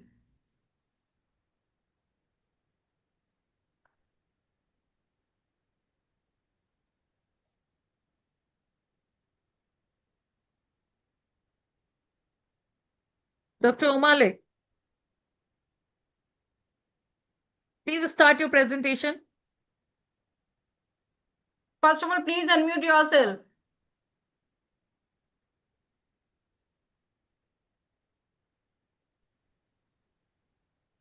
Your slide is visible, but you're not audible. Oh, Yes, please start. can you hear me now? Yes, you're here. You're here. Yes, I Audible. want to thank the organizers of this program and then to present my work, which is titled Artificial Intelligence and Personalized Learning for Inclusive Science Education in Secondary Schools in Kogi State, Nigeria. This work is born out of the concern for the need for improved teaching and learning in challenging environment like we have in our own part of the country, Nigeria. Today we know that science education is very important in the life of every nation, and it remains central to national development. Yet schools here have so many challenges, such as overcrowded classroom, integrated laboratory of Somebody qualified please science come to teachers, the poor objective infrastructures, first. and so many other things. The objective of this is to bring to the fore the need for integrate artificial intelligence in teaching and learning and improvement of performance among students in Kogi State. We want to find out, to do this, we look at what artificial intelligence is. Artificial intelligence, as we all know, refers to computer systems capable of performing tasks that require human intelligence. And this artificial intelligence have various technologies that is used in education, which includes intelligent tutoring systems, adaptive learning platforms, educational chatbots, automated assessment tools, and many others. The goal is to deliver the right learning outcome to the right learner at various places. There are two major aspects that are important in implementation use of this AI, which is artificial intelligence. One is in the personalized learning, explained as in two forms: traditional learning, where one teacher, one lesson, and many learners can benefit. Personalized learning, on the other Dr. hand, has Omale, to do, Dr. yes, Omale, what yes, methodology you have used while doing this research?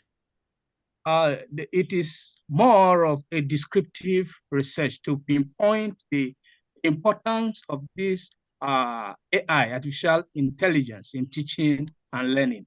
So a descriptive research methodology was used. So from Okay. this research, we were able to find out that AI supports individual learning pace, as well as personalized feedback, adaptive content delivery, and AI integrated assessments, interactive science simulations. The results from the review shows that improved understanding and student engagement is enhanced through AI, and this is required in inclusive science education, where inclusive science education means uh, providing equal learning opportunities regard.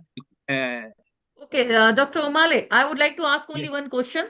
Then that will be yes, clear. Everything will be clear. Just I would like to ask only one question because you have said somewhere you have written in it was written in your slide. Right content to right learner. So how you are going to judge that? Yeah, how you are going to check that content is going right content is going to right person? please come again. How you are going to assure that right content is going to right person? How you are going to check that?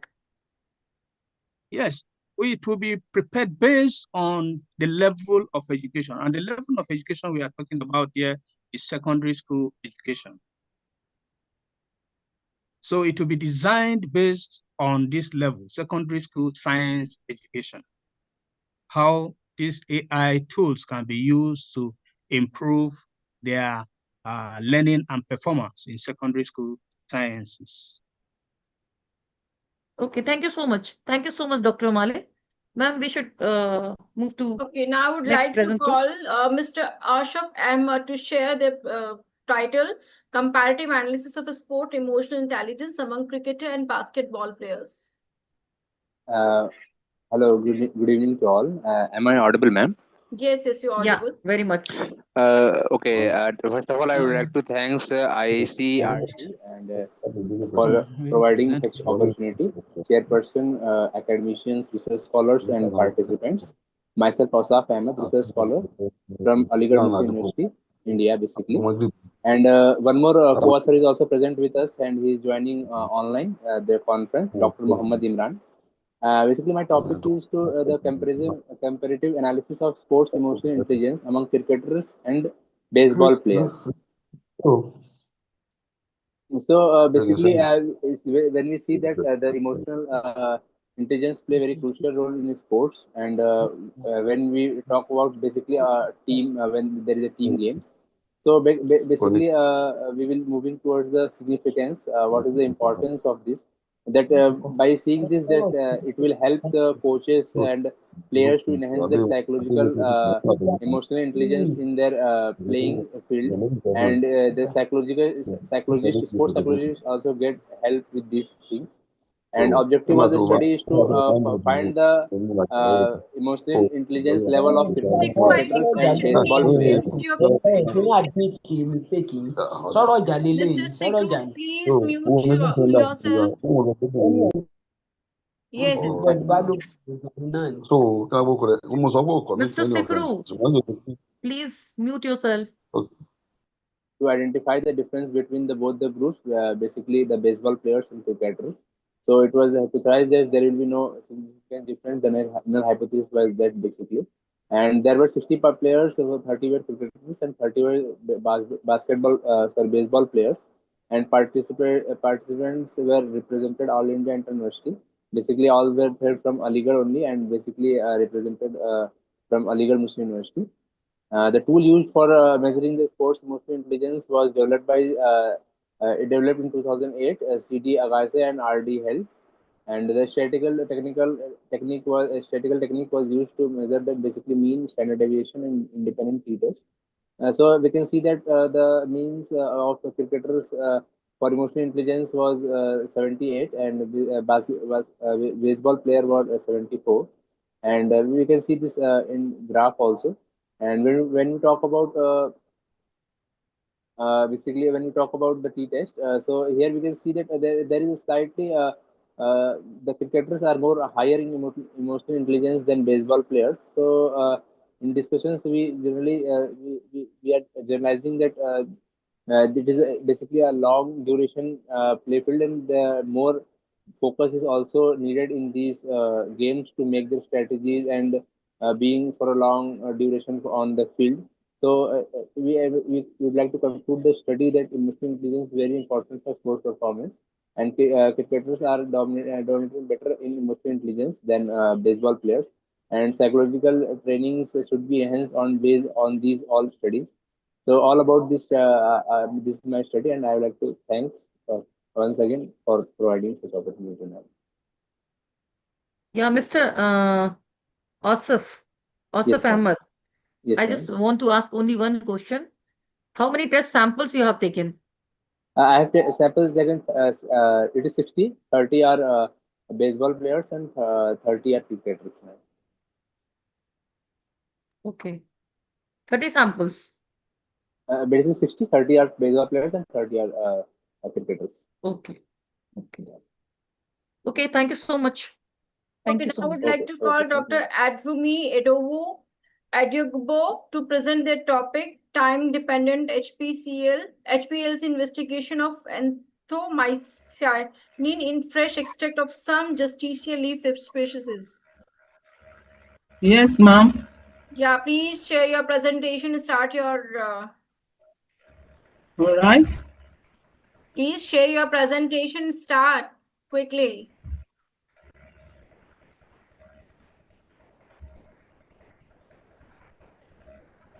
Dr. Advumi Edowu.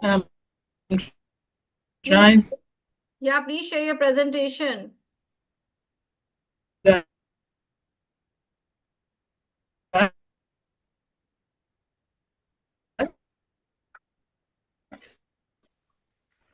doing that, please. Can you please Not start, hold on a bit. Dr. Okay, I should Adewumi? start the presentation. Can I start the presentation? I'm trying to share my screen, please. Can you share your slides? Are you having PPT or not? I'm trying to do that.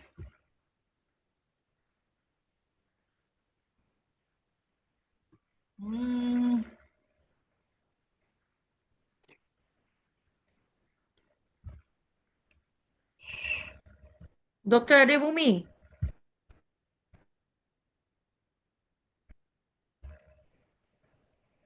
He says he's trying to share his presentation. Please unmute yourself. No, Dr. Adewumi is unmuted, I think. Please, can you see my screen now? You just, without presentation, just start. What is the objective of your presentation? The title of my presentation is Time-Dependent HPLC Investigation of Anthocyanin in Fresh Extracts of some justicially species. Can I go on, please? Yeah, please. Thank you. I don't know why my screen is not sharing. Okay, without presentation, you just tell me what is your objective and what was the research gap, because your topic is very interesting. Right. Yes. Like I said, the title is Time-Dependent HPLC Investigation of Anthocyanin in Fresh Extracts of some Justicia leaf species. Background to my study: anthocyanins are in different forms. We have different derivatives of anthocyanin: cyanidin, malvidin, petunidin, delphinidin, and peonidin. Now, all these are derivatives of anthocyanin. But the interesting thing about anthocyanin is that they are usually found in colored fruits and flowers, in grains, in vegetables that are colored. They are hardly found in green leaves. What's the aim and objectives of our study? Is to evaluate and characterize anthocyanin in our sample, to compare the anthocyanin profile in two different species of the sample, and to conduct a time-dependent variations of the detected Dr. anthocyanin. Adewumi, I just want to Yes, one question. What was the order of reaction? ma'am, Yes. I didn't get your question. Your question, please. Time-dependent HPLC investigation you have done.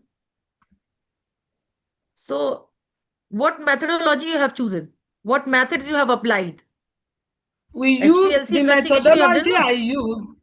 I Yes. use HPLC to analyze the two samples, that is the leaf samples, to analyze for the presence of anthocyanin in these two samples. It's a pity my slide is not appearing. I have my results here that shows 6 different anthocyanin are present in the two samples. The two samples also possess similar profile of anthocyanin, but the results indicate that how you have while extracted? Just a minute. One question only I would like to ask. Because anthocyanin you have extracted. So what solvent you have used in the extraction process? It's very common in the Justicia secunda, more pronounced. Solvent. What solvent? Only solvent name you ma'am? just tell me. acidified aqueous solvent. Acidified aqueous solvent.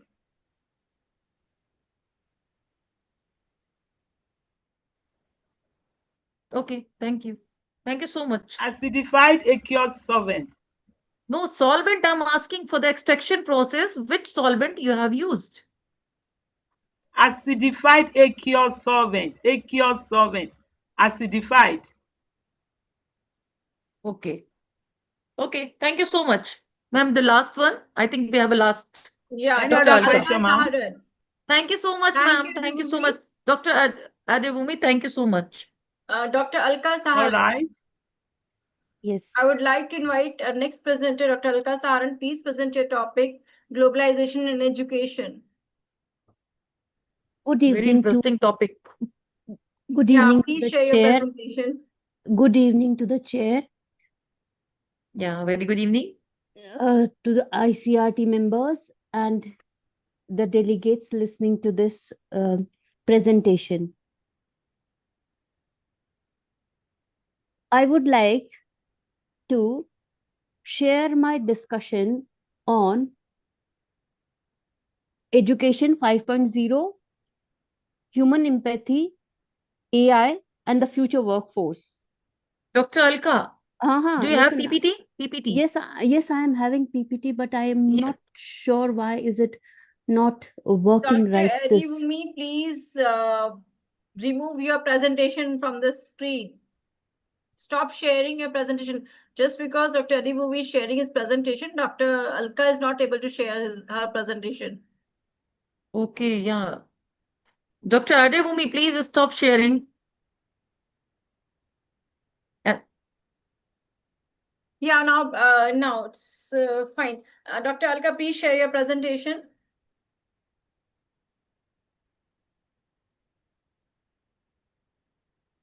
Dr. Alka Saharan? Yes, I'm unable to share my PPT. Okay. Just give me a Okay, minute. just start what objective you are having and what was a research gap that you have chosen this topic. Yes, actually, first of all, what I had done is that I have differentiated between differentiated education into two kinds. The first is the formal education, and the second one is the informal education. Right? Formal education would mean that we would require a degree, we would require the classroom teachings, etc., etc. But in the informal form of education, we doesn't require anything of such sort. We simply move on to some kind of teaching that which is not registered, that which is not uh,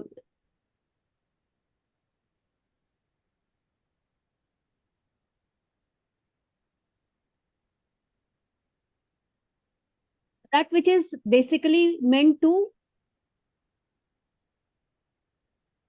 physical institutions or rigid curriculums. The accessibility of informal education is often used for individuals that are with disabilities or those without access to traditional physical infrastructures. It is basically skill-based focus, and it prioritizes practical everyday skill acquisitions where formal institutions requirements are unnecessary. What has happened is that in the recent times we have become technology based. That means the whole device and base ecosystem, that is internet, laptops, and mobile, function in a symbiotic web where each relies on the others to facilitate continuous connections. The mobile age, that where we handle tools, addiction, and cultural evolution of the mobile, a rapid shift has been from basic communication tools to smart, all encompassing devices. There are cultural challenges to it. There are dependencies and addiction. Basically, we saw a challenge after COVID-19. And during COVID-19, how the classrooms were happening, how the education was taking a reform, how they were, massive, rapid adoption of digital tools. And we could see that even the poor, downtrodden people who were having access to formal education had to shift to this kind of education that can be termed as informal, temporary informal, and they all required mobiles. That is, without mobiles, education was not possible. Without any, technological device, education was not possible. It was simply zeroed down. So there was a shift towards a human-centered framework that prioritizes ethical values and personal growth along with intelligent technologies. So the objectives of my research are analysis of education 5.0 in the background of philosophical, psychological, social, scientific, centered of human empathy in the times of AI. We integrate artificial intelligence with human empathy, ensuring the future workforce possesses both advanced technical skills and ethical, emotional, and social paradigms. The research methodology that I have taken is comparative, exclusive versus inclusive. It is hermeneutic and it is phenomenological. Now, there are three dimensions of education, that is philosophy of education, history of Dr. education. Alka, I would like to Yes. ask only one question. Please tell me. Please tell me. What do you find? How you are finding that negative impact of globalization on the education? See, we cannot say that there is a negative impact in total for education, because now what has become is that globalization is inevitable, technological tools are inevitable, and AI is also inevitable. So there has been an interplay between human empathy, the students, the teachers, the form of learning, the mode of learning, etc., etc. And what we have to do is we have to develop ourselves to that extent that we encompass all of the things in a very viable manner, that which is accessible, that which is what do you say, that which is understandable, that which we are what do you say, comparative, or what we can say is that which is because you're sharing your slide, this last just come on the conclusion slide. Yes, I'm coming to the conclusion 22 slide number 22. Yes. Yeah, this is the slide. So we focus on distinctly human traits, that is creative. Human beings are creative. Human beings are emotional. AI lacks emotional. There is no connectivity with AI and emotional feelings.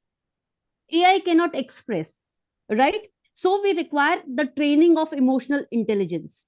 We require critical thinking. AI cannot give us that base of critical thinking and empathy to complement scalable AI tools.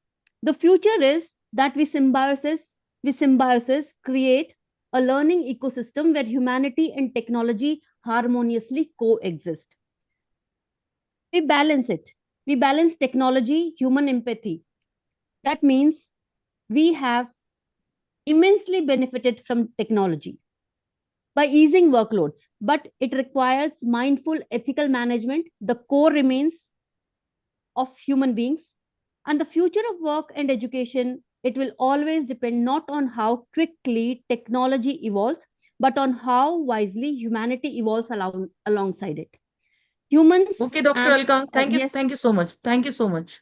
Indeed, I thank you so much for giving me time and an opportunity. I thank you really wholeheartedly. I thank you all. Okay, thank you to all our presenters for their excellent research contribution. We have now successfully completed all the presentations scheduled for the second technical session.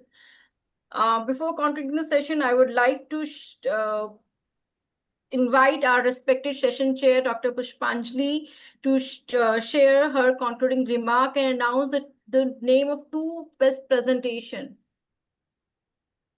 Yeah, actually, the presentation was very nice because first of all, I would like to say thank you to all our presenters because of their excellent presentation. They have presented in very well way and valuable contribution. The quality of a research and insightful discussion I have made in this session, it was really truly enriching because different topics they have taken. So we have had an opportunity to explore the diverse perspectives and innovative ideas aligned with the theme of conference. So I appreciate the active participation and engagement of all attendees throughout the session. So now I would like to conclude the session because the presentation was very nice. Anthocyanin, organic anti-rusting, lot many different diverse of papers we were having. So thank you so much all presenter. I will not take so much time because we have another program also. Yes, So ma'am. timely, I Please think we announce are the name of 15 two minutes late best only. presentation. Yeah, that we have. I think we should not share here. So I'll just send it, or we should. No, we should announce Uh, here only. Ma'am, I think we need time.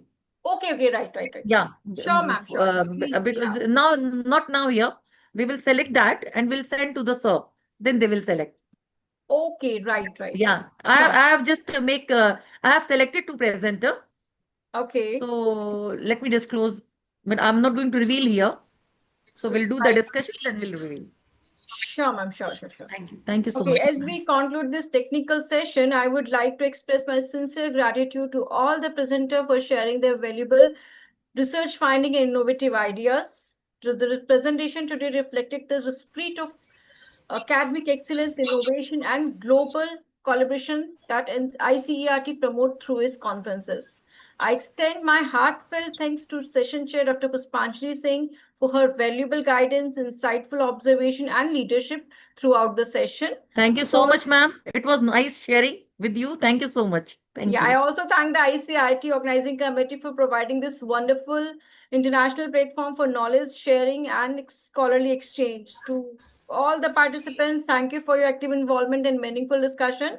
With this second technical session of ICRT GDEEP 2026 comes to a successful conclusion. Thank you, everyone. Thank you so much. Thank you, everyone, and good night. Goodbye from my side. Thank you. Yeah. Thank you.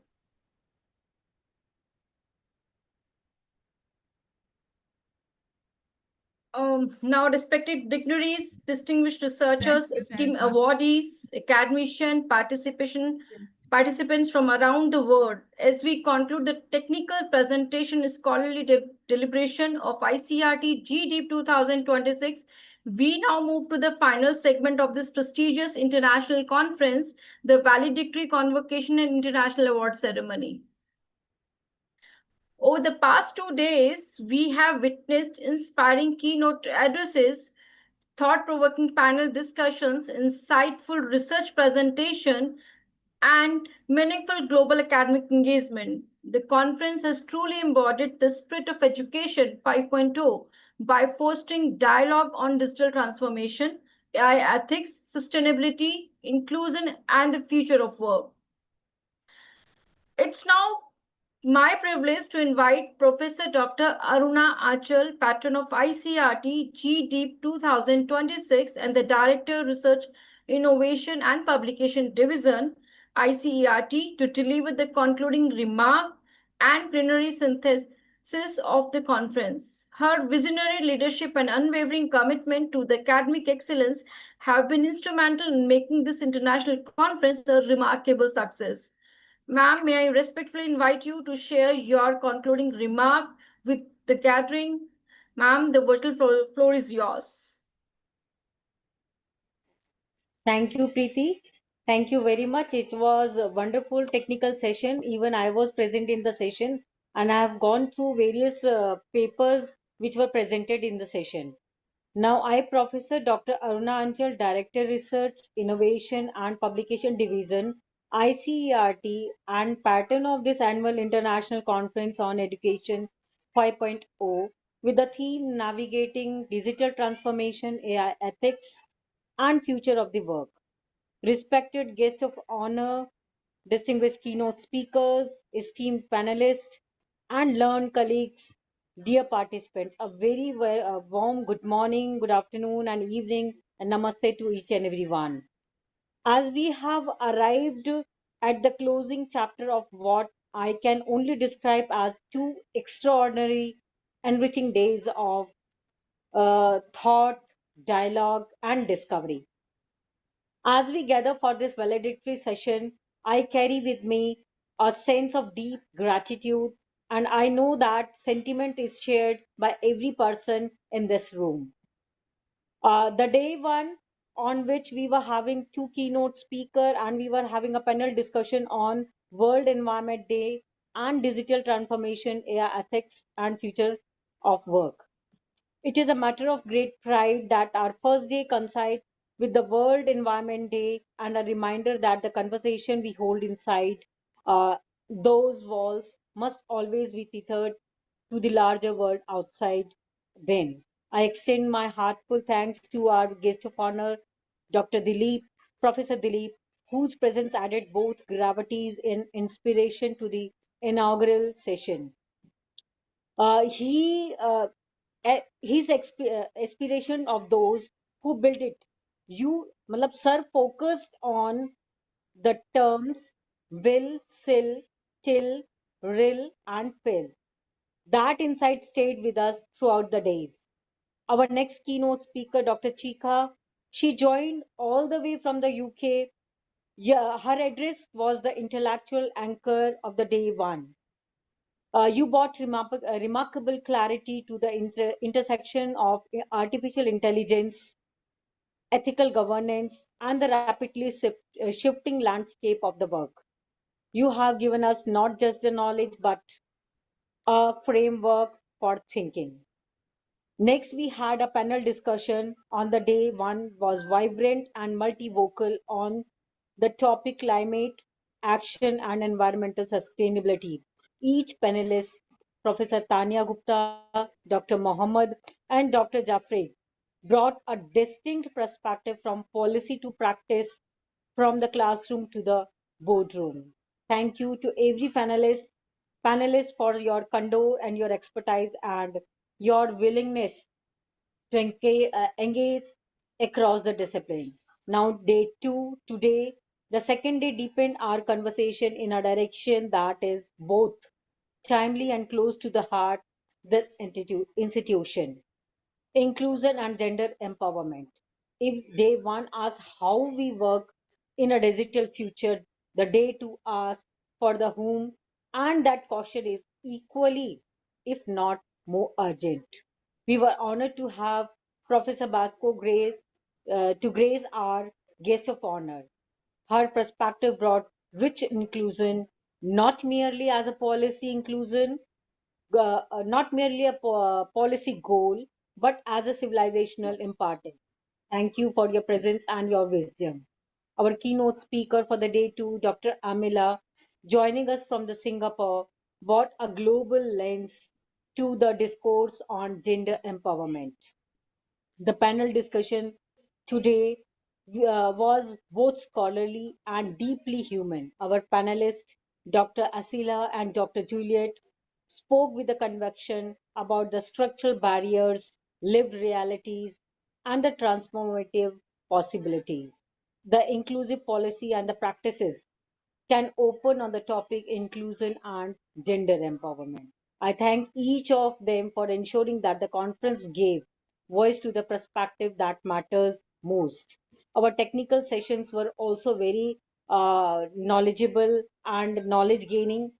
I must also take this moment to express my special thanks to Dr. Savita Sharma and Dr. Pushpanjali, who chaired the technical session with a remarkable efficiency and intellectual sharpness.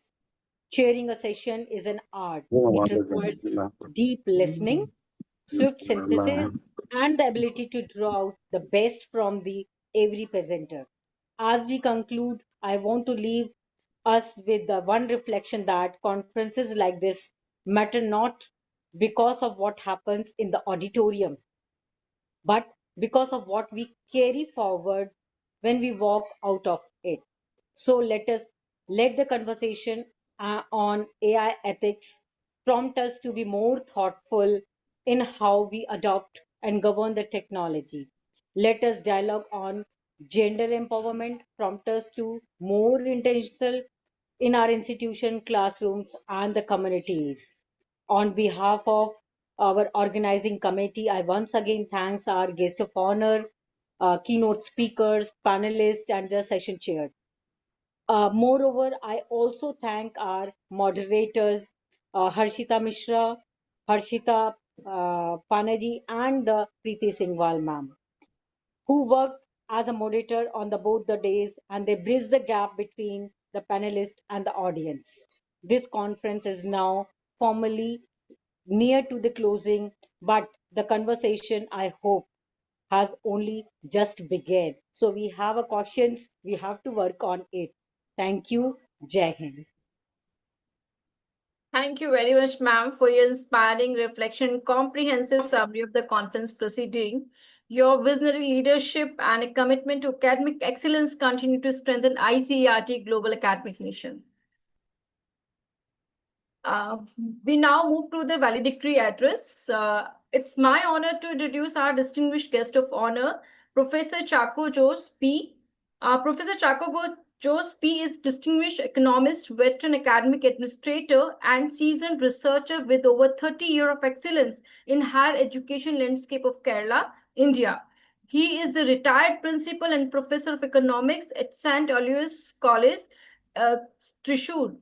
Prior to this institutional leadership role, he spent nearly 3 decades contributing to the academic growth of Sacred Heart College, Chalakuri, where he served as professor and head of the Department of Economics. A highly respected voice in academic policy and instructional design, Dr. Chako Josh has also served as a reader at the UGC Academic Staff College, University of Calicut, and continues to guide advanced scholastic inquiry as an approved research supervisor in economics for the university.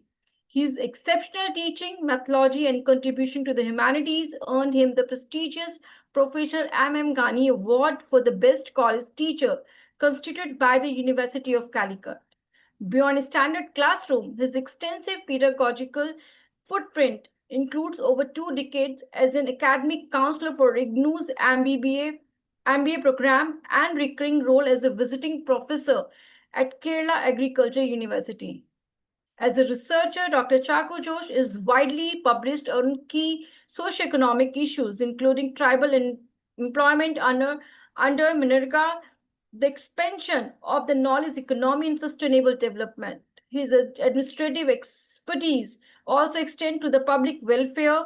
He frequently lends his skill as a social impact assessor on expert committees designated by the Thrissur district collector to evaluate regional infrastructure and land acquisition framework. Sir, we are privileged to have you with us today. May I now respectfully invite Professor Chako Josh P. to deliver the valedictory address. Sir, virtual floor is yours. Thank you. Thank you so much. And thank you for the nice words. So distinguished patron, Professor Dr. Aruna Anchal, respected dignitaries, esteemed keynote speakers, track chairs, moderators, fellow academicians and researchers from across the world, and of course, young scholars who presented their papers, and dear participants, a very warm good evening. It's a profound honor and a deeply humbling privilege to be invited as the guest of honor for the valedictory convocation of ICERT G Deep 226, the Global Digital Education and Ethics Paradigm Conference. Coming from a career devoted to the study and teaching of economics for the last 30 years, I stand before you today not merely as an economist, but as a lifelong learner who has witnessed the transformation of India's higher education from a traditional education system to a very modern education system, which can compete with any other education system in the world. Over these 2 days of the conference, I understand that this conference has explored some of the most consequential questions of our time. For example, questions like how do we govern artificial intelligence ethically, or how do we integrate environmental sustainability into global curricula, or how do we ensure that the future of work is inclusive, just, and human centric. From the world of from World Environment Day yesterday, and today's and discussions today, I hope has contributed a lot to the participants for the better understanding of the topic. As an economist, when I see this topic of education 5.0, I'm tempted to ask, what are the costs and what are the returns of education. So education in a classical economic theory, as from Adam Smith's observations on division of labor to Gary Baker's landmark human capital theory of 1964, education has always been understood as an investment, not a consumption expenditure, as far as economics is concerned. Every rupee or dollar spent on education carries an expected rate of return, not just for the individual, but for the entire society. And that is the specialty of investing in education compared to investing in an industry. Education 5.0 compels us to re-examine this framework entirely. If Education 1.0 was the village school and Education 4.0 was the smart classroom powered by the Internet of Things, then Education 5.0 is something fundamentally different. It is education that co-create with the technology, which learns alongside artificial intelligence and at the same time plays importance to human values, ethics, and well-being. This is an integration of everything. The economist in me see this as a paradigm shift in the very production function of human capital. In economic terms, we are witnessing a structural transformation of labor markets on a scale not seen in the Industrial Revolution era.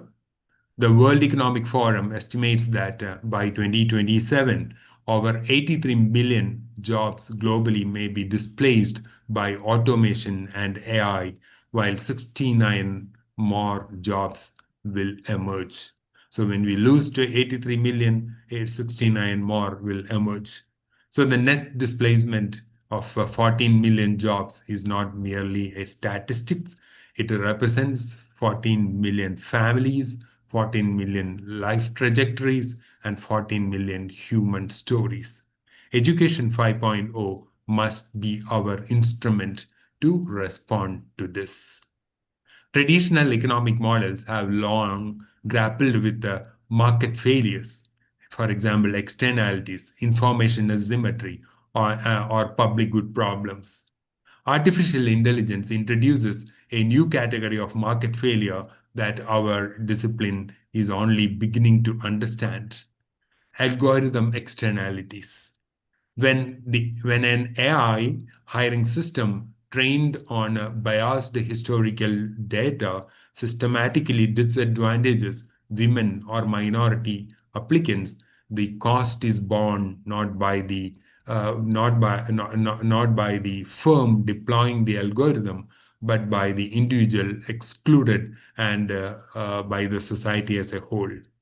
This is a classic negative externality, and it demands the kind of regulatory interventions that economists like Arthur Cecil Pigou theorized over a century ago. So I hope this conference has rightly placed AI ethics at the center of its deliberations. An AI system without an ethical framework is like a market without rules. It will tend toward monopoly, inequality, and exploitation of the vulnerable. Our task as educators, researchers, and policymakers is to build institutional architecture, the regulations, the curricula, and the professional codes that ensures that AI serves humanity rather than governs it. Today's special focus policy panel address the future of work through the lens of inclusion and gender empowerment. As you know, studied by McKinsey Global Institute consistently show that closing the gender gap in labor force participation could add trillions of dollars to global GDP. When women are excluded from the digital economy, whether through lack of access to devices or digital literacy gaps or algorithm bias, whatever be the case, economies are leaving enormous productive potential on the table. Amartya Sen, the Nobel Prize-winning economist from India, who spoke on the capabilities approach, has deeply influenced development economics and argued that development must be measured not by GDP alone, but by the expansion of real freedom that people enjoy. Digital inclusion, the freedom to access, use, and benefit from digital technology, is rapidly becoming one of the most essential of these real freedoms. So, to sense capability, where he talks of the freedom that people enjoy, we should also include digital freedom. To deny digital freedom is not just morally wrong, it is economically irrational as well. I also would like to congratulate the winners of the Best Paper Awards presented during this session. I hope that they will keep this as a stepping stone for further research. So as we formally conclude the two-day deliberations of ICERT GDeep 2026 International Conference, let us carry forward not just the certificates and awards that we got, but the spirit of this gathering. What is the spirit of this gathering? A spirit of global collaboration, ethical inquiry, intellectual generosity, and an unshakable commitment to make education a force of human flourishing in the digital age. From ancient Gurukul tradition of India to the virtual classrooms of today, education has always been, as its core, a profoundly human act. Let us keep it so and keep the spirit moving forward. I would like to thank the organizers for giving me this opportunity to give this validatory address. Thank you. Thank you very much, sir, for your enlightening and thought-provoking address. Your insight on education, research, sustainability, and academic leadership has provided valuable inspiration for all the participants. Thank you very much, sir. Thank you. We now arrive at one of the most prestigious moments of ICERT GT 2026 International Award Ceremony. These awards celebrate excellence in research, innovation, sustainability, leadership, and contribution to global education. Today, we recognize distinguished professionals whose work has created meaningful impact within the institution, communities, and beyond. I congratulate all the awardees recipient for their outstanding achievement and dedication to academic professional excellence. We shall now begin the award announcement. The first category is prestigious ICERT GDeep Laureate 2026. It's my privilege to announce that ICERT GDeep Laureate 2026 is conferred upon Mr. Venkata Subramanya Ganpati. The core committee ICERT has pleasure to confer the prestigious award to the Mr. Venkatesh Subramanya Ganpati, faculty in the Auditing Department, Southern India Regional Council of the Institution Chartered Accountant of India, Chennai, for his excellence in education, social welfare, contribution to education, fraternity, and society. Congratulations, sir, on the well-deserved recognition. The next category is ICERT Transatlantic Award for Global Sustainability 2026. The awardee is the Distinguished Award recognizes exceptional contribution towards the sustainability, environment responsibility, and the social impact. I'm pleased to announce the recipient, Dr. Mamta Sanjay Koban. The core committee ICERT is pleased to confer this prestigious international award to Dr. Mamta, Assistant Professor, Electronic and Telecommunication Engineering, AISSMS Institution of Information Technology, Pune, for her excellence in education, social welfare, contribution to the education fraternity and society. Dr. Shikha Jain.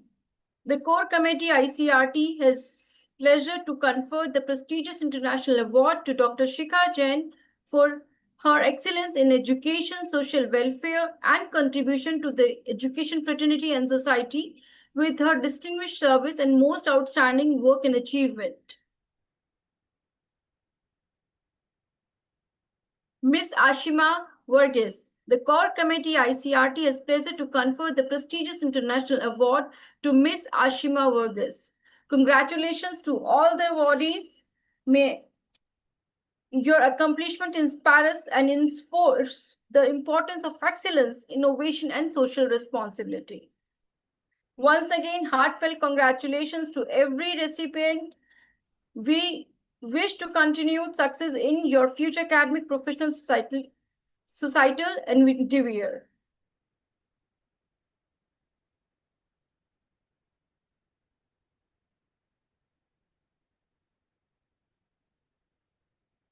Distinguished guests, respected speaker and award recipient, researchers, educators, and participants. As we reach the conclusion of ICRT GDEEP 2026, I would like to express sincere gratitude to every individual who contributed to the success of this international conference. Over the last 2 days, we have engaged in a meaningful dialogue, shared innovative research, explored emerging challenges, and strengthened global academic partnership. The conference has truly embodied the spirit of education 5.0 by fostering collaboration, ethical innovation, sustainability, and inclusive development. On behalf of our organizing committee, I extend special thanks to Professor Dr. Aruna Achal for her visionary leadership and guidance, Professor Chaku Joshpi for her inspiring valedictory address, all keynote speakers, panelists, session chairs, moderators, reviewers, and presenters. The technical and organizing team whose effort ensured the smooth execution of this event, every participant whose active engagement renders the conference experience. We hope the knowledge, insight, and the professional connection gained through ICRT GDEEP 2026 will continue to inspire future research, innovation, and collaboration across the borders. With immense gratitude and the best wishes for your continued success, I hereby declared ICRT GDEEP 2026 officially concluded. Thank you for your participation. Stay connected, stay inspired, and continue contributing to the advancement of education, research, ethics, and sustainable development. Thank you, and best wishes to all.